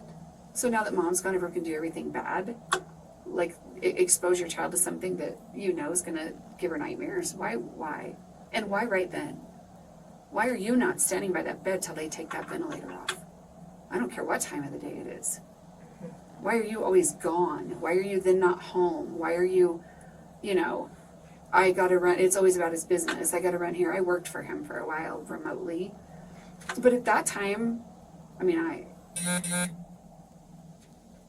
never anticipated this. He was kind to me. He paid me well. I flew out and trained his staff, and look back at so many things. Anyway, so it just, I knew that he didn't need to be at his office all the time. So if he was, I couldn't reconcile with, well, I had to, I was trying to remember, but I feel like it was Sunday when I was talking to him on the phone, the day that after she'd had that big drop in her oxygen. Oh, so not yesterday. Yeah, like before she died. When I was talking to him on the phone, and he wasn't at the hospital with her, the girls, my sisters were like, was that Sunday or was that Saturday? And I'm like, I thought it was Sunday. But anyway, regardless what he said, when I said, why are you not there? He's like, I have a big case on Monday, and I had to come back to the office to prepare for it. Jim, you're a dentist. Has anyone reminded you? You're not doing surgery tomorrow. And you have people that prep your cases. You don't prep your own cases. I didn't say that. I didn't say any of that, but I wanted to. Because I know better. I know better. Right. He doesn't prep his own stuff. His people prep it. Right. They know what the cases is. They look at their schedule. They prep their stuff. He doesn't. Right. And what was your relationship or kind of before all of this? I know Fine. you've known. Well, and this is what I was telling my husband this morning. I said, it's so strange to me because I knew so much about him. And of course I had to reconcile with that a little bit so that I could really be around him. But the fact of the matter is I don't live by him. Right. So I had a lot of time before I had to see him again to reconcile and kind of be like, for Angela and the kids, I'm going to allow him to show me that he can be different. And she's staying with him. Right. And so now this is my job, to be kind to him. And we had a good relationship before, so now I got to try to put that away. And if she was leaving him, that'd be another story. I would have no contact with him, and that would have been You fine. wouldn't have to, right. But because she chose to stay, I chose to accept him Okay. and be kind. And it was different for me Sure. because I just didn't feel the same about him. But I wasn't rude to him, and we still talked, and we went to dinner when we went there, and Right. as far as he would know, it probably wasn't any different because it's about him. But yeah, it was fine. It was good before I knew, and then fine after I knew. Right. Okay. For the kids, I wouldn't do any, and her, I would make it no different. But I didn't always have to be around him. He'd go to work, and I wasn't working for him anymore, and Right. she. And what's kind of his personality? What is it? Yeah. If you don't know anything about him, Yeah, or like, how do you, like, what is, I mean, I know a He's lot. very funny and usually kind of like, hey, what's up? You know, how are you? And personable and always asking questions. He was always someone that would ask a lot of questions about you. Now I'm thinking out of, but you know, it's like, what's going on with you? You know, so if I didn't know what I knew, the fact that he took a little bit of a break to say, oh my gosh, I'm so happy you got a job. I didn't know that. That wouldn't have felt strange to me. But because of what was happening, that was weird to me. But yeah, he I think you would say that most people really liked him. He could have a little bit of an arrogant air about him. And if you knew a lot, you saw that pretty plainly. And I think there may be some, I would venture to say that if people were maybe around him a long time, and they would maybe see through a little bit of it, you know, maybe kind of have a little bit of a, because he can come across that way. But I felt like I sat in a different seat. He was my sister's husband. Right. Did he have a best friend or a person? He used to have a person that, well, from his family, I guess, I would say probably Tyler. But, because their families did a lot together. They, again, had children that, you know, were similar ages. As far as best friends, he used to have people from his ward boys that they would do kind of like little boys' nights, you know, or whatever. And I know that his old dentist associate, Mike Harmon, and his wife, Nikki, Ange and Nikki used to be super, super tight, and Jim and Mike Harmon were good friends, and they used to travel and do stuff together a lot. But Nikki Harmon's the one that came over. She called to come over to check her blood pressure, sugar, her blood sugar. One of the two. Yes. And she's the one that picked the kids up from the airport when they flew in on Thursday morning. I have to talk to her too. They were friends.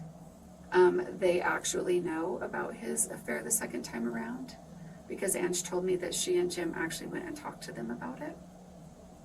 And I know his parents know, because I know that they talked to his parents about it. Because in our church, you have to live a certain level of worthiness to baptize your children. And when Mira was baptized, her grandpa did. Jim's dad baptized her. And I was staying with Ange one time. I went in, and they had pictures on the wall. And I said, why did Gary baptize Mira? I didn't know anything yet. And she said, we just decided to let our kids choose, and she chose her grandpa. Well, so then you fast forward to what I know. When she called me 5 or 6 years ago, he couldn't baptize her. And so I know his parents knew, and I know Nikki and Mike, I don't know how all that they told him, but I know that they did have a conversation with them about it, because she told me that they did. She was a little nervous. But they had been really good friends, so she felt like they could make her whole motive, everything she ever said was, how can I find someone to help him? And she felt like they had been close friends. And even though they weren't as close, that's her wedding ring I put on my finger. And I'm supposed to keep it so when we do the burial, and I keep thinking, I haven't moved it yet. You should put on one of your necklaces. And then my sisters are like, put that on her. That doesn't stand for what we think. And I said, think of the children. Think of the children. So every day, think of the children. It's the only way it can stay. Yes. So I know they know stuff. I know she talked to that. Yeah, and I gotta reach out to her just because I know, obviously, I think Angie called her, but again, just for her kind of mental state. And like, what was she asking, or was she Yes. concerned for her health, or just Yes. like that? Yeah, I do remember now that you say that she did have Nikki come over and check her blood sugar. Yeah. Because that's why she called Nikki, because she would have a tester and all of that stuff to help Ange. Yeah. I should clarify that. Yeah. Yeah.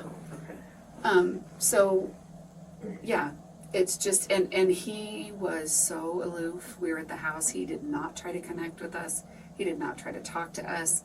He was constantly either in the back room or... And this is out of character for him. Oh, yeah.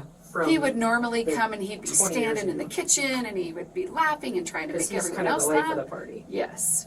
look at me, I'm right here, let me make you laugh, you know, never would he be like. But I know that it was being held under the guise of he's grieving and he's sad. And so I went in and I was in a room. Going to her house was incredibly difficult. And so I was struggling with being there. And so I was kind of keeping myself back in the back room and looking at all of her stuff. And when we go to the temple, you went to the Salt Lake Temple, we wear different clothes in the temple, just all white. And so when she gets buried, she'll be buried in her temple clothes. So I went in to ask him for those. Right. I said, do you have her temple clothes and where's her wedding ring? And so he was giving them to me and giving me the fake cry. And I was like, just give me your stuff. I don't want to do it. So he gives it to me and then he goes, yeah, I just did all of her laundry, and we're very picky laundry people. I'm like, whites do not go with any other color, you know, I have everything separated, half of it's dried out, you know, and he's like, yeah, I did all her laundry and I stuck everything in the same load just to stick it to her. Out loud, no lie. And I looked at him and I said, she will come back and haunt you. Why would you do that? And he thought he was being funny. I mean, he always kind of would give funny jokes. And you'd be like, you're so dumb or whatever. And you'd walk away from it because it wasn't in this kind of a situation. What about, I did the laundry and he goes, I know no one's going to wear it, but I just felt like I should do it. And then he follows it up with, and I put everything in together so I could stick it to her. I'm sorry. And I know how this goes with him because I can't even say that he's narcissistic. All I can say is he's pure evil. He's pure evil. And I know he's going to try to paint a really bad picture of her, and that is bullcrap, and you will not find one person that will corroborate that. You will not. People she worked with at his office, people at church, friends that she was with. Yeah, he can try that game all day long. So, in this case is different. And I'll just kind of use you well as Mark. I've talked to Mark quite a bit and you, and I guess I'll just kind of use you as the family kind of point contact person. I mean, by all means, I'm available anytime. This phone, my husband's like, can we have 5 minutes for lunch? And he's like glaring at me. He's like, 5 minutes for lunch, which, again, I've been doing this a while, so he's used to it, but he's like, okay, 5 minutes. But I mean, he's a prominent dentist here in town. They know a lot of people. Ryan and Michelle, or Ryan. Redfern. I'm like, I knew it. Yeah. Ryan's a prominent dentist. Yes, Michelle's a professor. Yes. I mean, it's a predominantly wealthy white family. Yes. I will not be shocked if this will make national news. It already has. New York Post, Washington.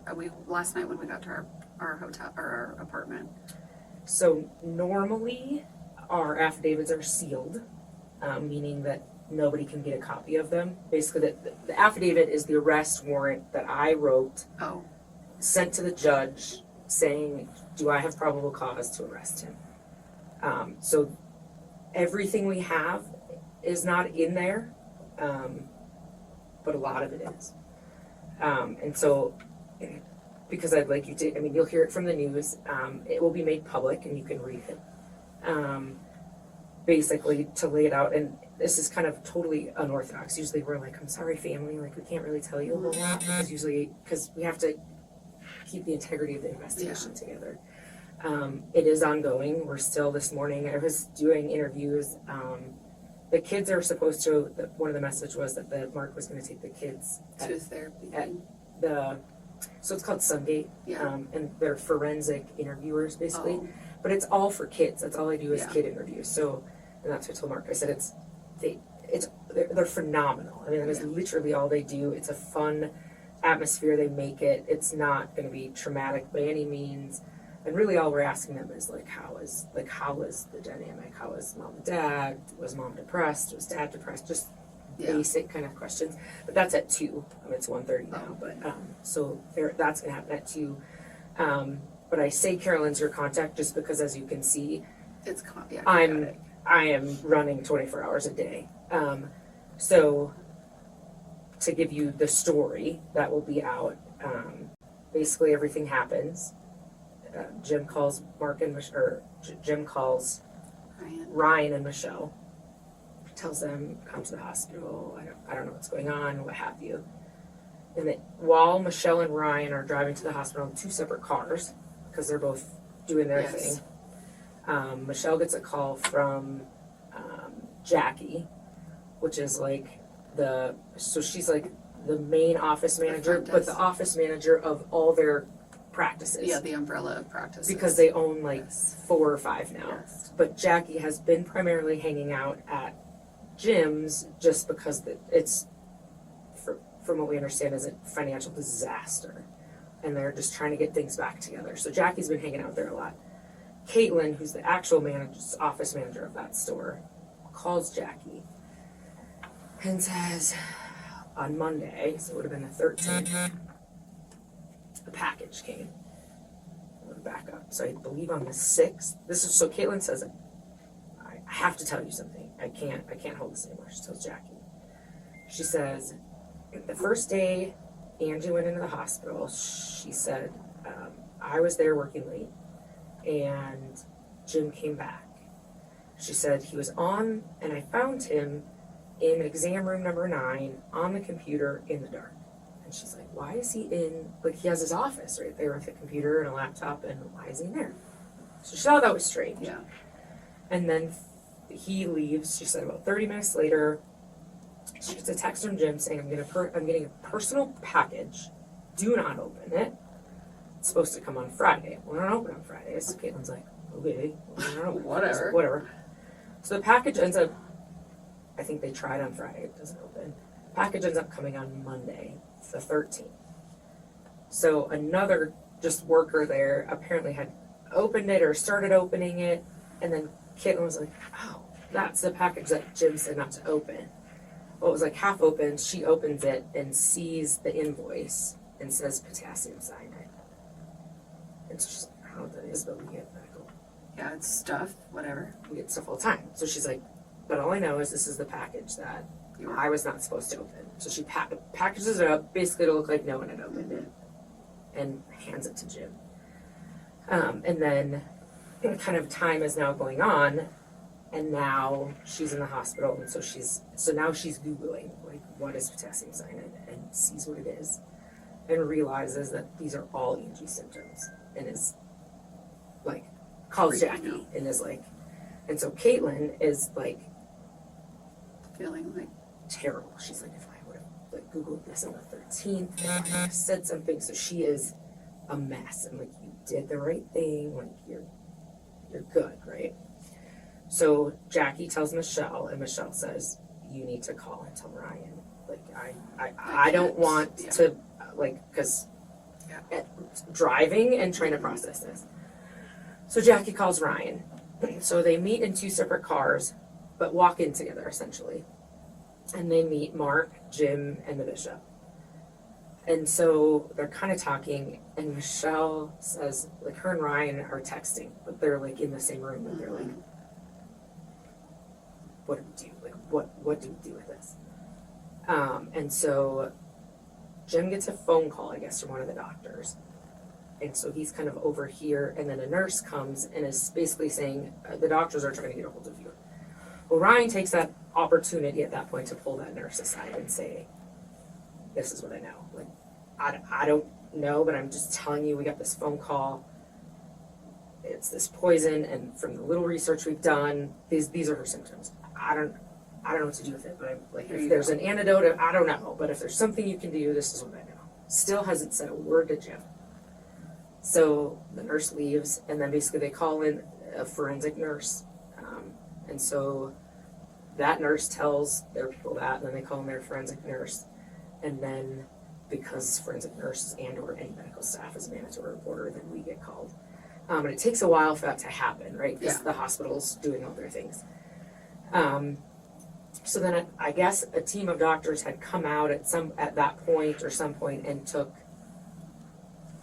I don't remember if Mark was in there, but basically took Jim and the bishop into the room and had probably that conversation that she's likely brain dead, because they hadn't had the official test, right?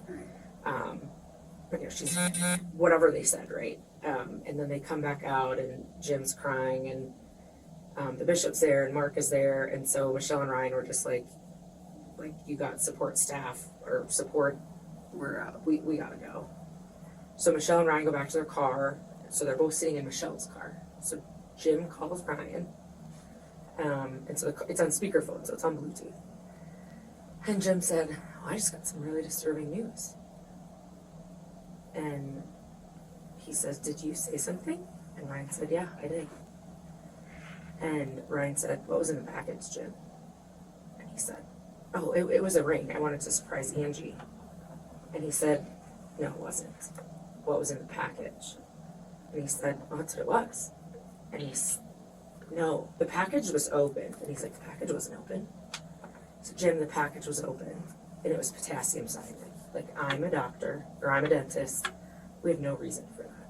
Why is potassium cyanide getting sent to the office? Oh, well, I ordered it for Angie. Angie wanted it, and it was like a game of chicken. It was like, I didn't really think she'd do it.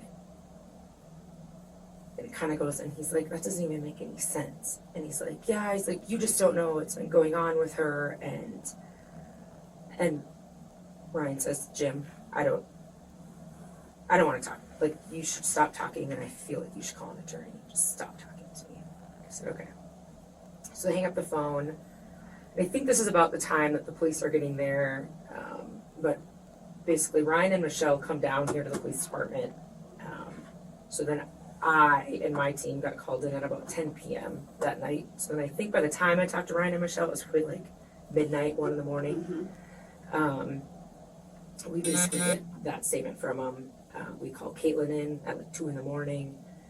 So we interview her. And so, again, we know all this, but this is all that's going on throughout that night, right? And so I do agree. So then we're writing search warrants with the interviews that we're getting and the information we're getting. So I think it was about 8 a.m. And my other coworker had talked to someone, a family friend, that's where the girls were, and Jim was staying for the night because, so the second basically we find out about this, officers went to the office and their house and basically sealed it.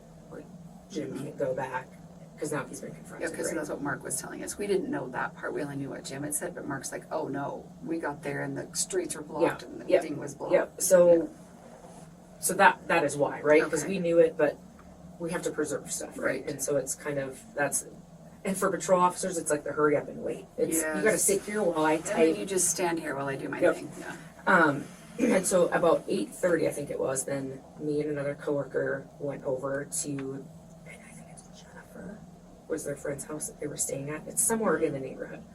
Went over and I took his phone. I took Angela's phone. It just took pictures of his driver's license and his debit cards. He said you took them all. Yeah. But no, and I could have because the search warrant said seize. Yeah. But I'm human, so I gave them to him. I just took pictures of it, and then we asked him where his laptop was. He said that was at the office.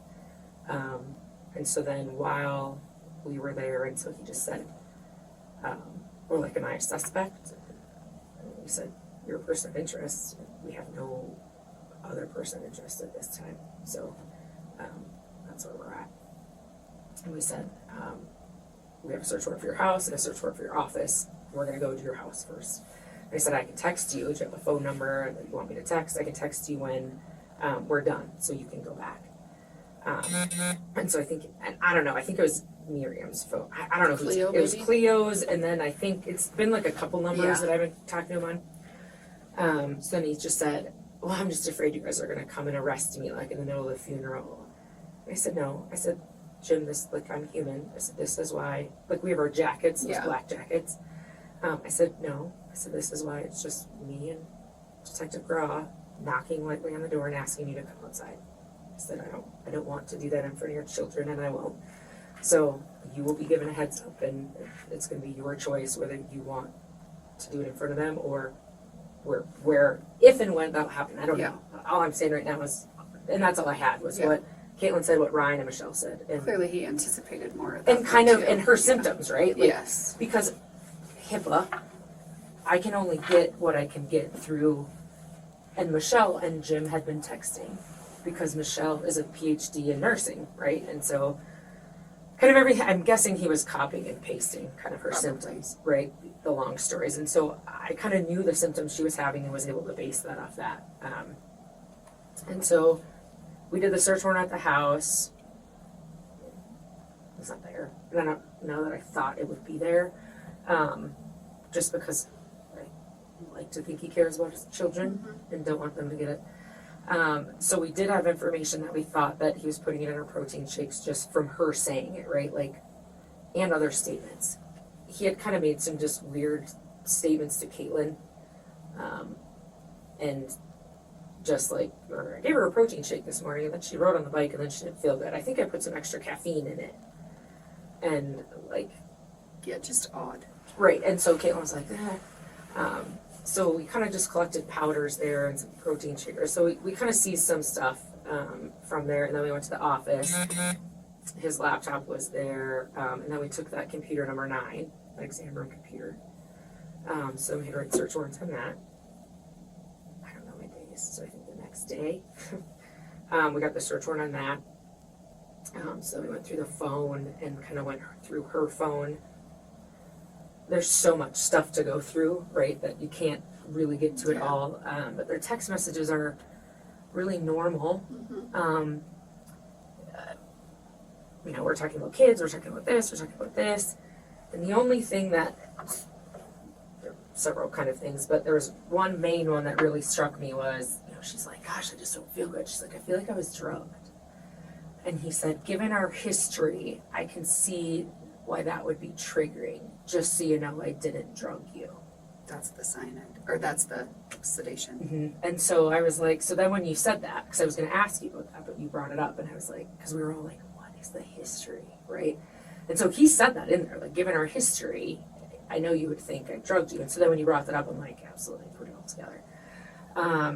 But otherwise, for the main, Just normal. normal, love you, good morning, good night, you know, just normal stuff. And so then we were able to see the search history from that. So there's nothing really on his phone. There's nothing on his laptop. Computer number 9, and exam room number 9. He's searching, you know, like, will arsenic show up in an autopsy? What are the top most 5 undetectable poisons to kill a human? I mean, I can go on, and it is absolutely sickening. We find that he created a new email and a new Amazon account, a lot of things to order this said stuff. He ordered arsenic first. That was delivered to his house on the 4th while Angie was out of town. And then that cyanide obviously was delivered on the 13th. He also ordered oleander. It's like a extremely poisonous plant, but obviously you can get the derivatives out of it. That was still en route. So actually I think it's coming into Denver today, the federal introduction. So we have to go collect that, but so that was on its way. So basically those were the 3 basically poisons he ordered. Why did he need 3? Did he give her, so she passed away on the 15th. So if wait a this, second. okay. Just long neck or something. Hello? Hi. I'm interviewing Tony. Okay. Okay, bye.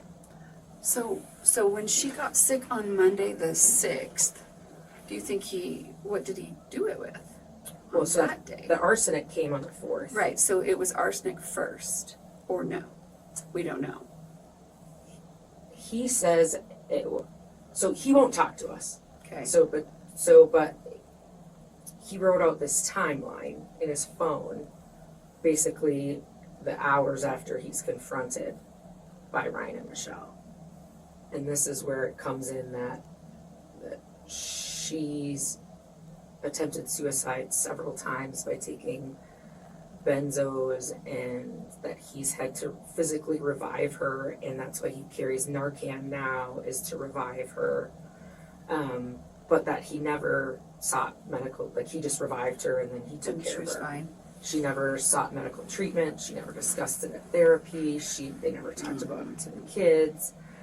And that she finally said, I'm just going to do it. And he said, fine, I'm done. I'm done trying to save you. I'm not going to save you this time. But that he had ordered these because the potassium cyanide, he needed his credentials. He needed his DEA number. So we saw that email, and that he made up I don't know, that he was performing some sort of procedure, and that's why he needed this potassium cyanide, signed it. There's actually some delay. There's a company, that company has a branch in Aurora, and he's like, I'll just come back and pick it up. Well, they didn't have it there, and then, so he's yelling. He's not yelling, it's an email. He is expressing, he is upset. And he's like, this has been delayed. I sat at my office all day long waiting for this package. And she's like, I'm so sorry. He goes on to say that this procedure and using this would be in the medical journal if it was successful. I mean, it's so elaborate.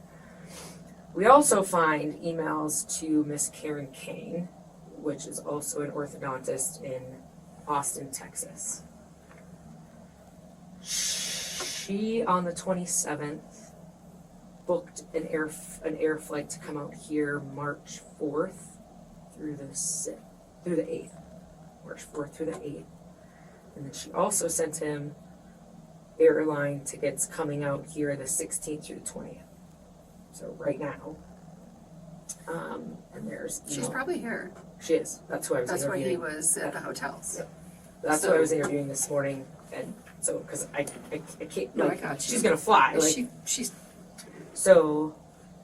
I assumed. So there's... If you can only imagine the emails between them.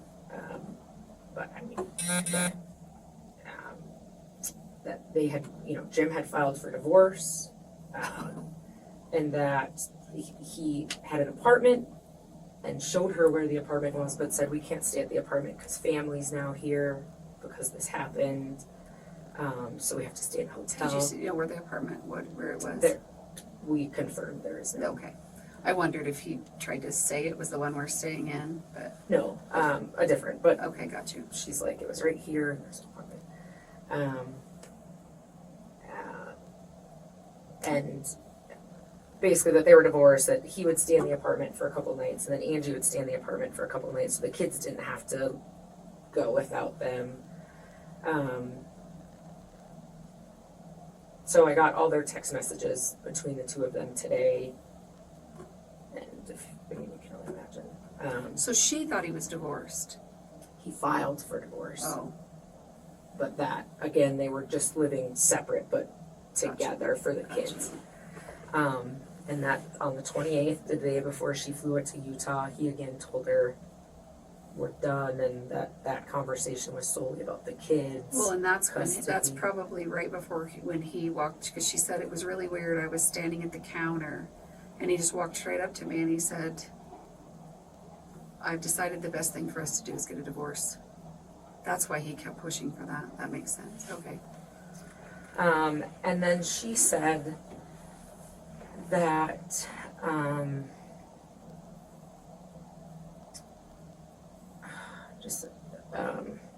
trying to find the timeline. He then, but I think this is after he was confronted and said, she's had suicide attempts before and I've had to revive her, blah, all this previous stuff. And she said, has she done this? And she's like, I didn't know this. And he said, yeah, I mentioned it to you before. And she's like, oh, okay, well, if you did, I don't recall. You would remember that. And so I think he's just, again, trying to paint the picture now that he's been, and so she's like, he just couldn't do that. I think she's just trying to wrap her head around this it. woman is saying he couldn't do it? Yeah, or just trying to wrap his head around, yeah. Like, they were getting divorced, and I think her mental state should be taken into consideration, all this stuff. So, Miss Karen Kane's name and dental practice is in the affidavit, and so it's going to reach to Austin, Texas. He's had multiple affairs, Yes. and in his little manifesto says that. He probably never stopped having affairs. he doesn't mention Karen specifically. However, it's odd that, I mean, the day that she books the airfare is the day that he researches all this, and then just enough to put her in the hospital when Karen comes out to visit.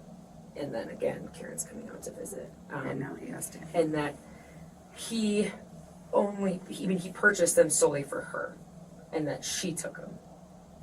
And that was the pact, that they were going to act like everything was normal and continue to send lovey-dovey text messages back and forth like it was all normal, and it was all that was all the plan.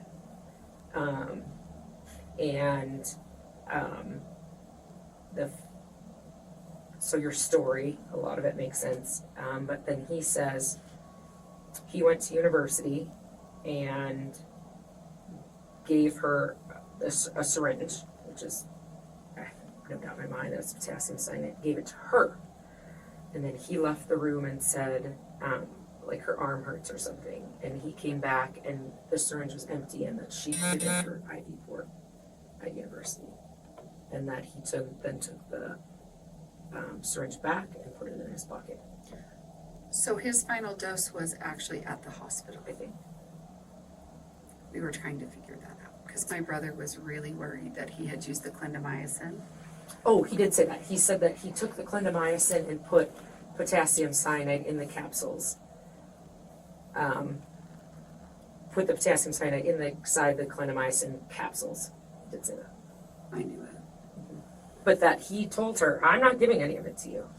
He gave it to her. He said, here, Ange, take your medicine. Take your he said the words. That's the only reason I knew she was on clindamycin. Here, Ange, take your clindamycin. Yeah. So, I mean, your girlfriend's here. She's flying in. You're sending Horrifically sexual text and while garbage. your wife is like in the hospital. So, Yeah. um, So did you find, so he ordered the liquid form of the sodium? so or the potassium cyanide was actually granular. However, it is water soluble. Oh, so he could dissolve it. Mm-hmm. Okay, so did you find that? No. Or he got rid of it? Or used it. Or all. used it all? So no, we did not find that. Obviously, we found the searches and yada yada yada, and then his manifesto. My And brother was there the whole time. I wonder where Mark was when that happened, but Mark and Renee were there. So no to that, and no to her ever taking her own life. And if she was going to be ready to do that, she wouldn't have said, let me see how many things I could take until it finally kills me. 250 milligrams. I only know this, I promise, because I researched it. Yeah. I researched it, I promise. 250 milligrams and you're gone. Well, and I honestly, I think it's less if you're injecting it straight into Right, but an I'm IV saying port. if you want to die, if she was going to do this to kill herself, Yeah. she would have done it like that. She would not have gone through so much fear and pain. And so, and basically what we did is, so I had to take Michelle's texts, Jim's text between Michelle and him, and because there's a timeline, right? Like you initially thought it was maybe an ear infection, maybe a sinus infection, and then it was, okay, maybe it's diabetes, and then maybe it's MS. Like, so there is a timeline, and that timeline matches her Google search in her phone. So her Google search is at the beginning, like, does the flu cause vertigo? Like, she's Googling all this Yes. stuff. So we made this pact, and I want to kill myself, but yet I'm going to Google how to help myself. And she's going to say to me, I just hate not knowing. I hope they find something, and I just hate not knowing. So that's where and that's kind of where we're at. And as honestly, the whole court procedure is so different. I don't know, because he didn't physically give us that statement. I don't think that can be brought into trial. But that's going to be what they're going to try to bring in, that she killed herself and that he just bought it for her. I mean, that's going to be their defense. And then, and that's kind of where you come in, and multiple people, right? We're interviewing. So DHS did interview the kids, and they did interview him. The kids, no, mom was depressed, mom was fine, I don't know any suicide attempts. And I don't know that suicide attempts were actually asked to them, but they didn't say that mom was different.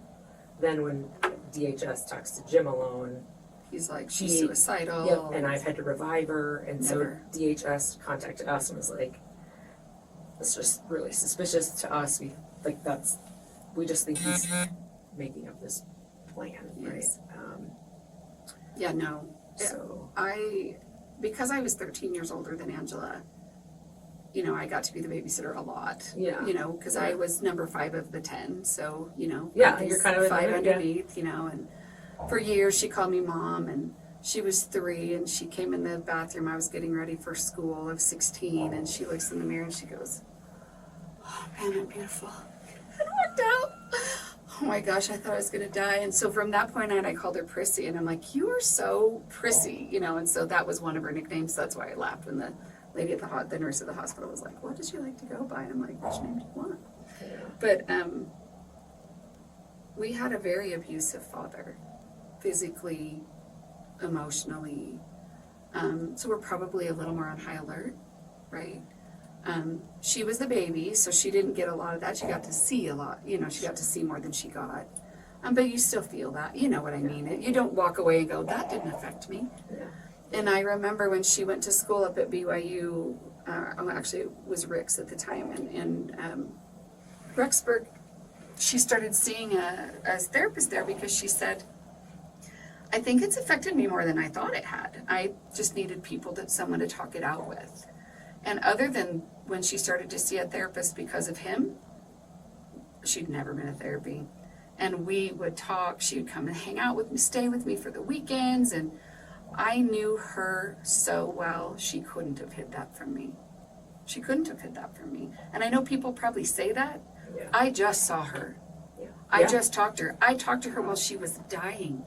And she's cracking jokes, and Yeah. I just wish they'd figure out what's going on. I don't understand why here I am, and now I'm here. And yeah, no.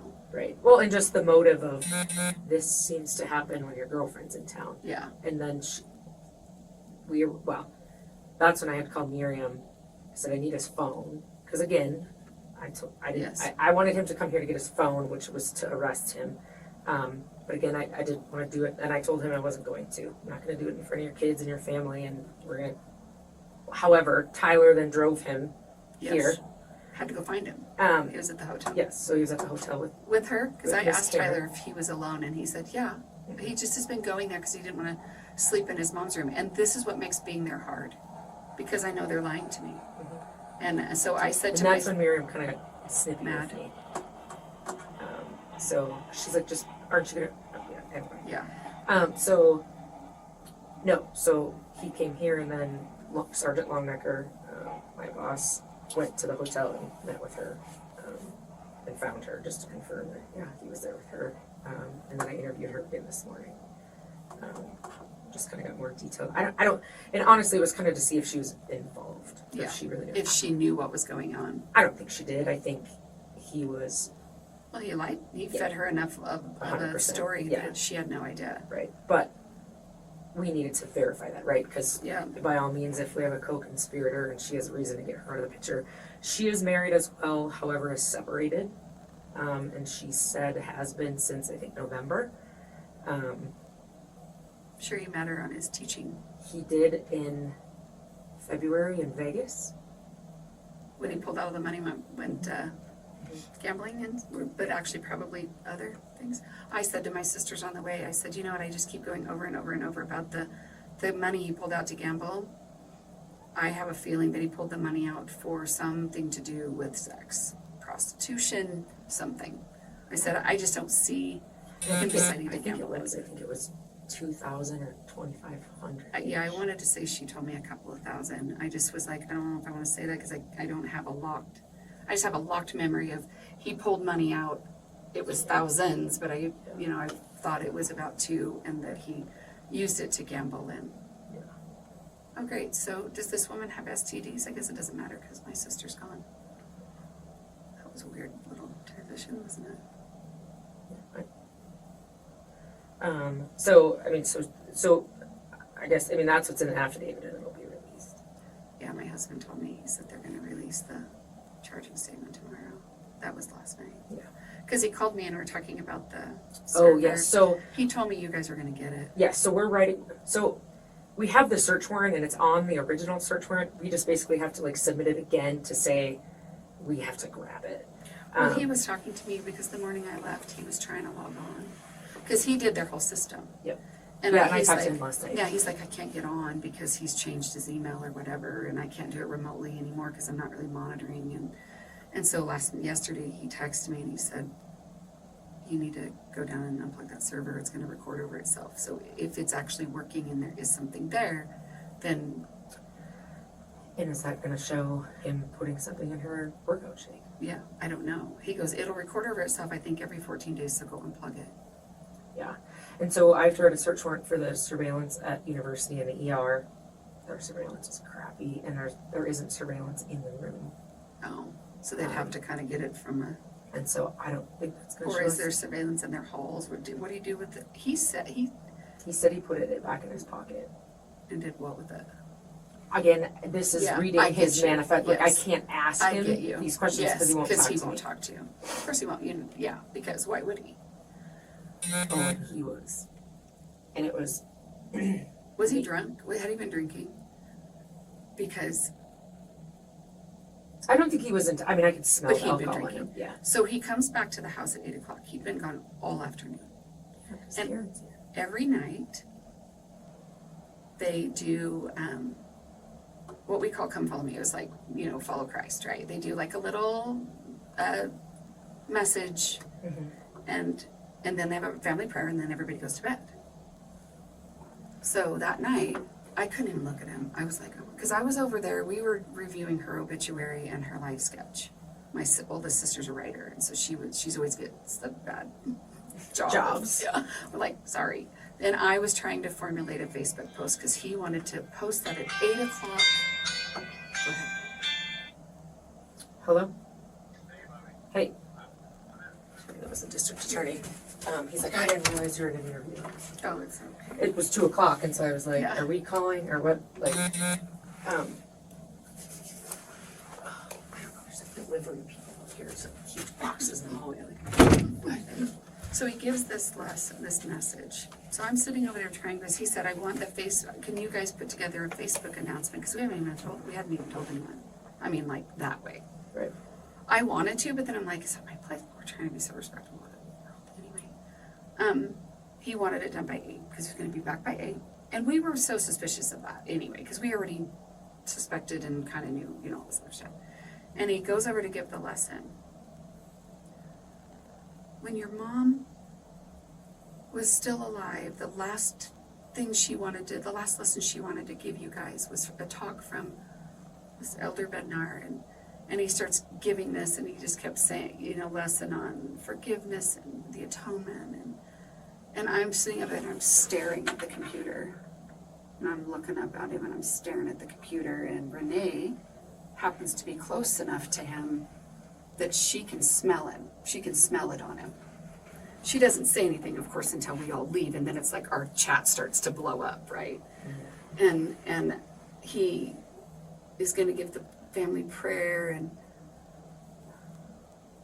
it seems weird to say thank you for this day because, we're not really, thankful for what we're going through, but, we wish that we could have our mom back. But I'm like, my sister Rebecca got up, walked out, slammed the door on her way outside. And I just sat there, I was glaring at him, and my sister Catherine, she just starts giggling because I'm just like, I can bore a hole right through you, dude. I just can't. I'm usually really good at it, but I was losing it.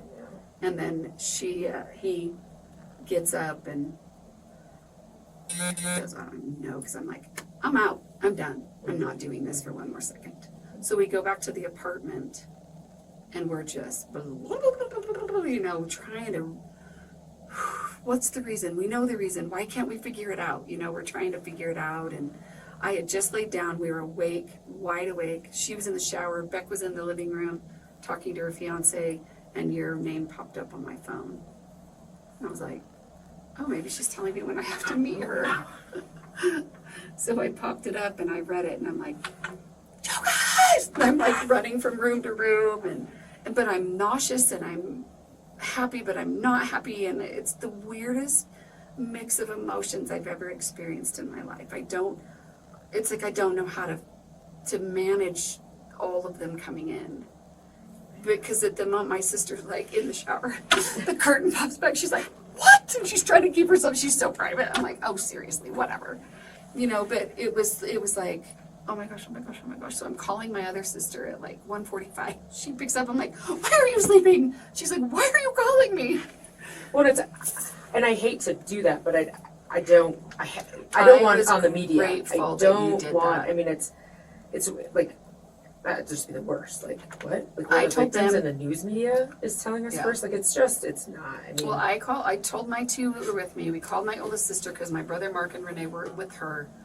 And then we quick sent a message to the family text because we were afraid of the same thing, that if this gets out and we haven't told, because we had two younger brothers, we hadn't told anything. Because my one younger brother was really, Angie was kind of his guardian, you know, just, he'd had a lot of trouble as a kid and spent time in prison himself for habitual offending and stole a car when he was 12 and they broke into a convenience store because they were running away. I'm like, hence abusive father.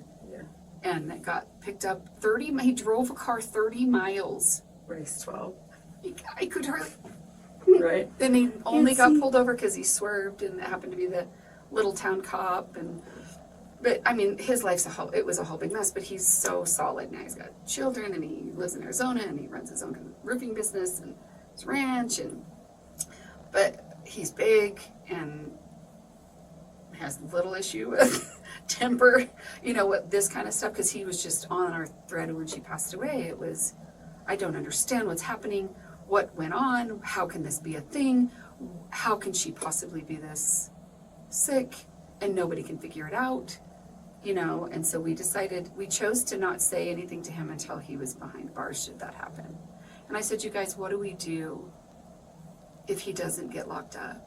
If this goes away, if he just gets away with it? I said, we have to stay present for the kids, but how do I just never say anything? How do I look at him in the face and try to pretend like I don't know? And mourn our sister. I said, I can't. We have to be her voice and we have to fight for her because she can't fight for herself anymore. And that's what we're gonna do. So. Yeah. So he's in the state of Colorado. So when you pull it up, because Michelle's like, I don't know what this means. So of course I had to tell Michelle, right? Because she's in the I affidavit. looked it up, yeah. So it says fugitive, Oh. but that's because I wrote the arrest warrant, and that's just a court procedural. Okay. Because I could have just went and arrested him. It's called just probable cause, but then a whole bunch more stuff I have to give them, and so it's just a procedural thing that it's easier to write an arrest warrant, give it to the judge approve it, and then go. And so it should now say homicide once he has his first court appearance, but so that's why it said originally fugitive of justice, because the warrant for his arrest means that he's a fugitive. Oh, okay. Okay. So that's why it originally said that. It should be switched to first degree murder.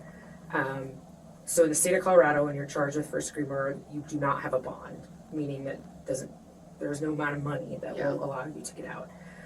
So he'll have a bunch of procedural court dates, like he had one today. What was today's? Because his Basically, mom's like, his this first- is just to say the first appearance to see if he wants needs an attorney or if he has one. Yep. Okay. And so again, everything is, the next couple court dates they're just procedural, and that's exactly it. And then the next one will be, do you have an attorney? How do you plea? And then it'll be, okay, and then this court, and it's a bunch of court stuff. So really the next one that really ever means anything to you guys is what they call a proof evident, proof great hearing, or a preliminary hearing. And that will go in front of the judge, and basically that's where like I testify for like 5 hours and basically tell the judge everything that we have as for evidence and why we believe that he killed Angie. And so then after that, the judge will make the determination. And basically the proof evident and proof great is meaning I believe the evidence that I heard, that I testified to, that the judge heard, I believe that there would be a great likelihood that a jury of his peers would find him guilty of first-degree murder. And then at that point, the judge will say, I do find that there is enough, or I don't find that there's enough. If he does, he will remain in custody without a bond. If he does not find that there is enough proof evident, he will get a bond. Usually like $500,000. Are there people in the church? I don't know. I mean, are there people that will support him? I don't know. So if he does get a bond, it's a very high bond.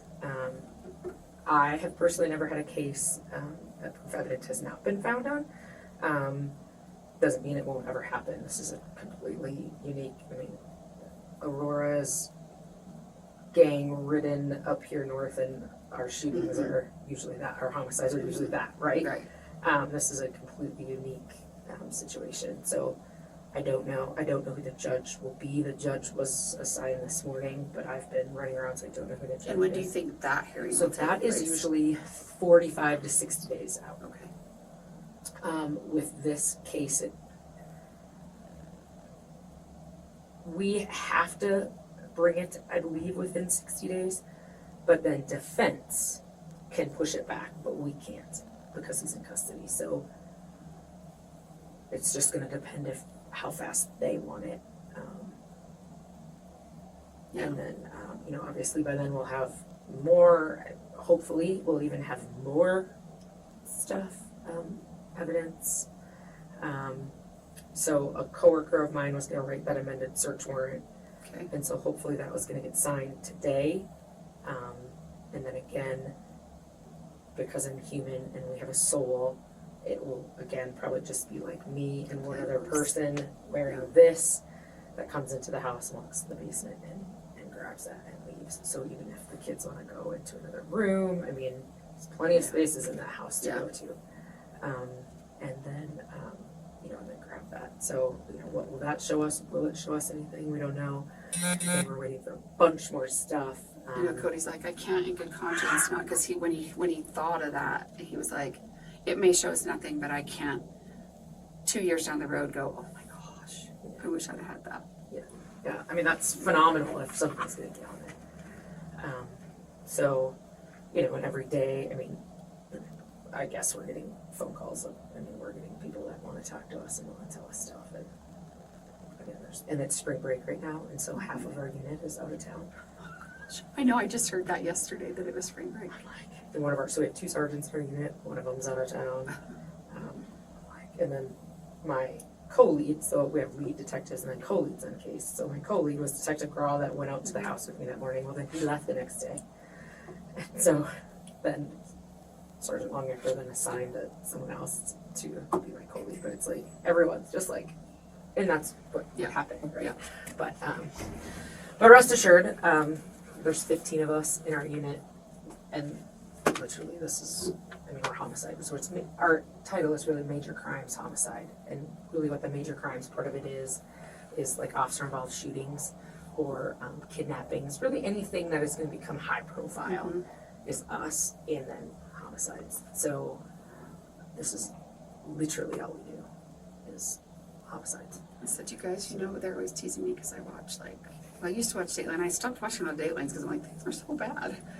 I said I watched Blue Bloods, and I'm like, this is like the bad crash of all my life. Like Blue Bloods meets Dateline meets. And I wouldn't be shocked if Dateline reached out to us, to be honest.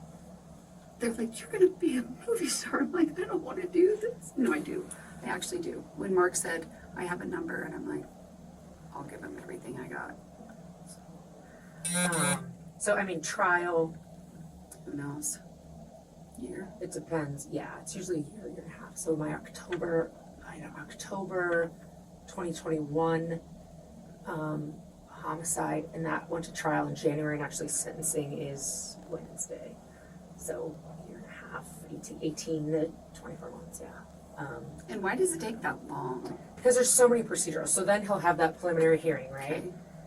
And then off of that, then the attorneys will go back, and then really the next big court thing is called motions. And that's basically, and it's a fight back and forth. It's the defense saying, So I'm guessing that the defense is gonna say that they want that that Little stupid thing. his Manifesto. timeline, I call it his manifesto, he titled it timeline, so I should call it timeline. That the defense is gonna want to put that in, right?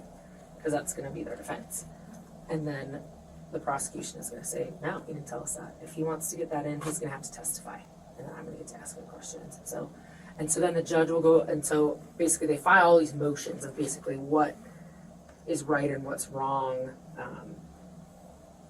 I interviewed him, if he would have talked, they'll argue something, and they'll probably still argue something of how I took him into custody. I don't know, I couldn't even tell you, but, so then basically the judge decides back and forth, and it's really what will be allowed to be introduced at trial.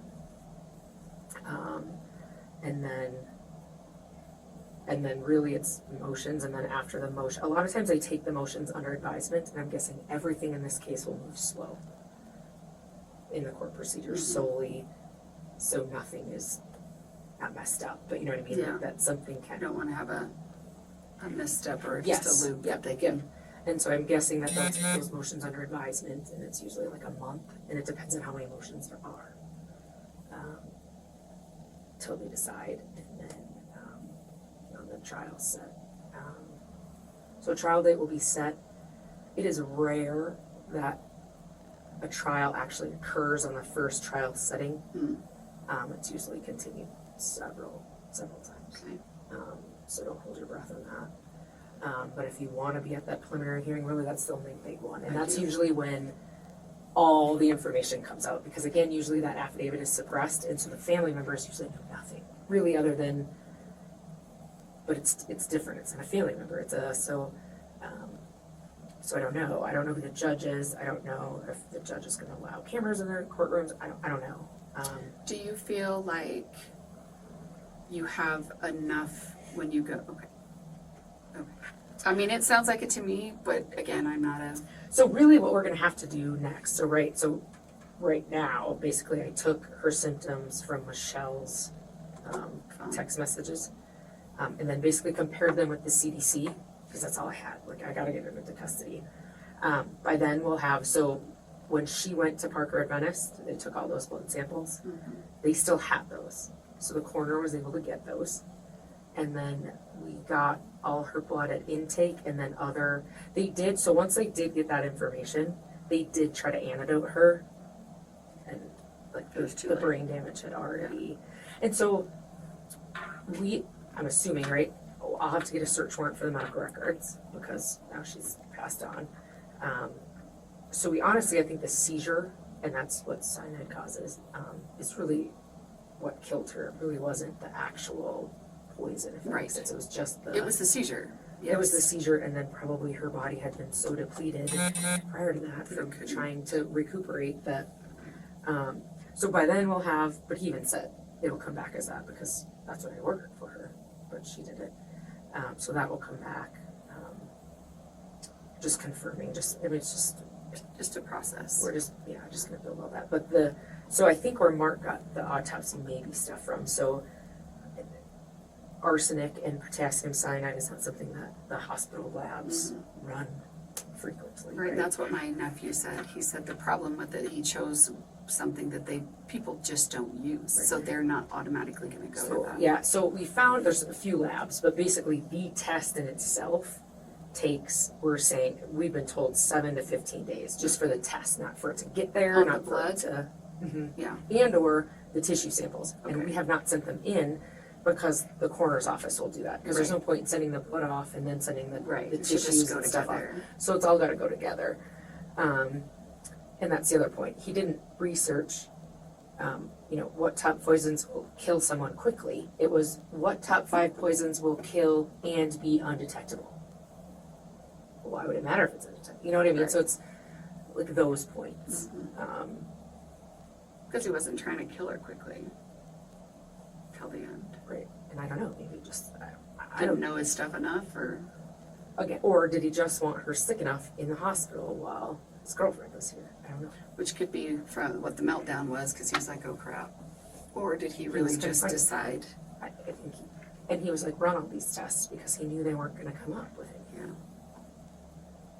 Oh, yeah. because he had done the research. So, you know, I don't know, hopefully we'll find more, but I mean, with everything kind of, I know that was a lot to take in. No, it's okay.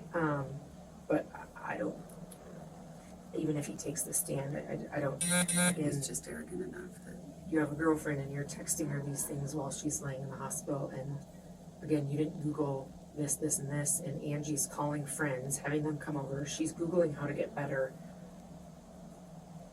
I mean, he's saying that was their plan.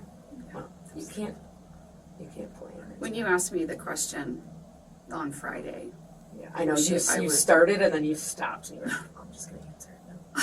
I was like, can you, okay, you're not gonna tell me, I'll just answer the question. And we didn't know at that point, all I had was Right. really Ryan's. Yeah. You know, kind of what you told Ryan and Michelle, but. I knew, he's So, just arrogant enough to think that, because when they got off the phone with him yesterday, they were kind of almost, I don't want to say giddy because that seems really rude, but they were definitely elevated in spirit. And we were kind of like, what's going on? Because I'm like, I'm telling you right now, they let him out. I might end up, yeah. us So to go home. he, yeah, so he won't get out until, if The preliminary hearing. he'll If even he- get a bond, yep. And then at that point, he'll have to remain, if there is no bond, basically, he will remain in custody until either a plea agreement has been reached, which then he would go to jail, or the jury trial.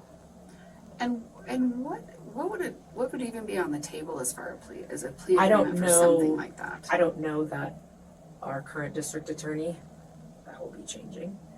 Our current district attorney will even entertain an offer. Because, and I know you guys don't have the death penalty anymore as of March of 2020. Why do I know that? I promise you, this is all good stuff. Yeah, no, Because my sister said, do they have the death penalty? And I said, I think they have life, but I don't think they have the death penalty. correct. And we don't. Which I'm not saying maybe him suffering in there would be more beneficial. I don't know, I'm just mostly sad for the children. I'm sad for us that we had to lose her for no reason. Leave her. Leave her. You already had 18 affairs, or whatever it was. Just That's insane. like, So did he said in there, approximately 6. I said he has to put approximately in front of his 6 in his timeline. So I don't know. I love that he's confessing his stuff because he's trying to, well, I'll just get it out there and then I won't seem guilty. Yeah, it's really sad. I wish So, and I he- don't know, so we have, and I don't know if maybe you can get the information, like there's not really a law enforcement database that tells us who has what life insurance. But there is, My brother could probably. so I did pull up like a, You see or what there he is like a said. law enforcement search, but it's not anything that's quick. So I've sent that out. But, I mean, according to you, he's already said that suicide is a clock, or did he tell you that? Him? Jim? Or a suicide. Oh, so apparently he does have a life insurance policy on her, and that he like paid extra to take out the suicide clause. Because a lot of times, if you commit suicide, you don't get You the don't life get your insurance. money. But he said he paid extra to get the life insurance, even if she committed suicide, because of her past histories, of her past attempts. You're not. Right. It's so not true.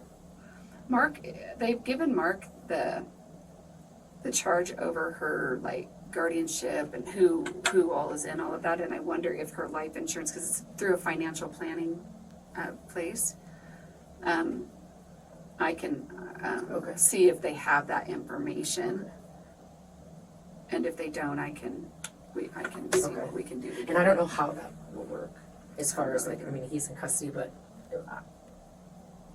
I don't know if they'll pay out at all, or at least until a conviction, I don't know. Yeah, and I wondered if they would, if they, at any point they would, pay out into a trust for the small children or something. I mean, I'm not looking for the money. I just wonder I just worry about the kids being able to continue to navigate. But I know I shouldn't say I know anything, because I was gonna say I know his house and his cars are paid off. But did he mortgage them to the hilt? But they're in financial peril. The house is too? I don't know. I haven't dug deep enough. But She did, I don't think she knew that, unless that's one of the big things she just So found they're out. overdrafting every day, and Mark, when they bought the clinic, basically Mark says they pay $18,000 a month to his creditors to pay them off to get, and he said there's really no end in that right now. Like, it will be for a long time. That's probably, yeah. Because I said to the sisters, I said, the house and the cars, I said, but what do we know? I don't know. I know she said that at one point they paid it off. It doesn't mean he hasn't gone in and done more things. Yeah. And again, we have to look into that. So what her life insurance policy is and the amount of debt that he's in, is that additionally a motive? I don't know. I don't know. Yeah, right. There's still so much to his mug shots. Just Oh, it's because he was drinking. And that's Yeah. why his eyes are open. they said his eyes are red. That's what my sisters. I'm like, oh, you know what that looks like. I'm looking, I'm like, you know exactly what was going on there. He looks at me and says, I mean, Detective Wilson, I trust you. I trust you. What would you do? What should I do? What should I do? Like, yeah, I'm like, Dropped it. right. So it was, yeah. And then he sent me texts of thank you for you're doing a fabulous job. This is him. And then so there's me and one other female in homicide, and so me and her both interviewed him. But he wouldn't speak. No, but just kind of To stick it. just to purposely to get him to kind of be. I'm surprised that he wouldn't He's probably talked to attorneys, so I don't. Oh well. I think Yeah. it honestly makes our life easier. I think so. Yeah, because I think he thinks that him just saying a coworker saw something and then misspoke, and I'm like, I think it was more than saw something and misspoke. So Caitlin said that she's put in her notice, and she's just devastated and doesn't know what to do. I think Michelle's been in contact with her. I don't know. Well, and I don't know what protocol is, but we would be happy to. It's not her fault. And she's just like, if I would have said something the day it came, this maybe would have. Well, he still had other things coming. He did. He was going to make it happen regardless. And she doesn't. I haven't. Right, she can't know that. But she will. I think Yes, once this comes out. but I couldn't he was going to tell do her. it if he was going to do it. Right. I told her, I said, you did the right thing. She's like, thank you. And she's trying to help. It was just, and she's like, no. Yeah. Well, that's very typical for dental assistants or, people that work at dental offices. It's kind of I don't know what I want to do. I think I'll be a dental assistant or yeah. So. That's But, terrible. so that affidavit will be released, Today, you said? probably. Okay. Yeah. So I guess I don't prepare the family or whomever. I guess can shield the kids from what. We talked about it yesterday. We had a big family kind of meeting and we were talking about it, and we've instructed the kids to not open any social media and not to read any articles that may be sent to them. And if anyone calls them, because some of their friends did yesterday, I said, just say, I don't want to talk about that.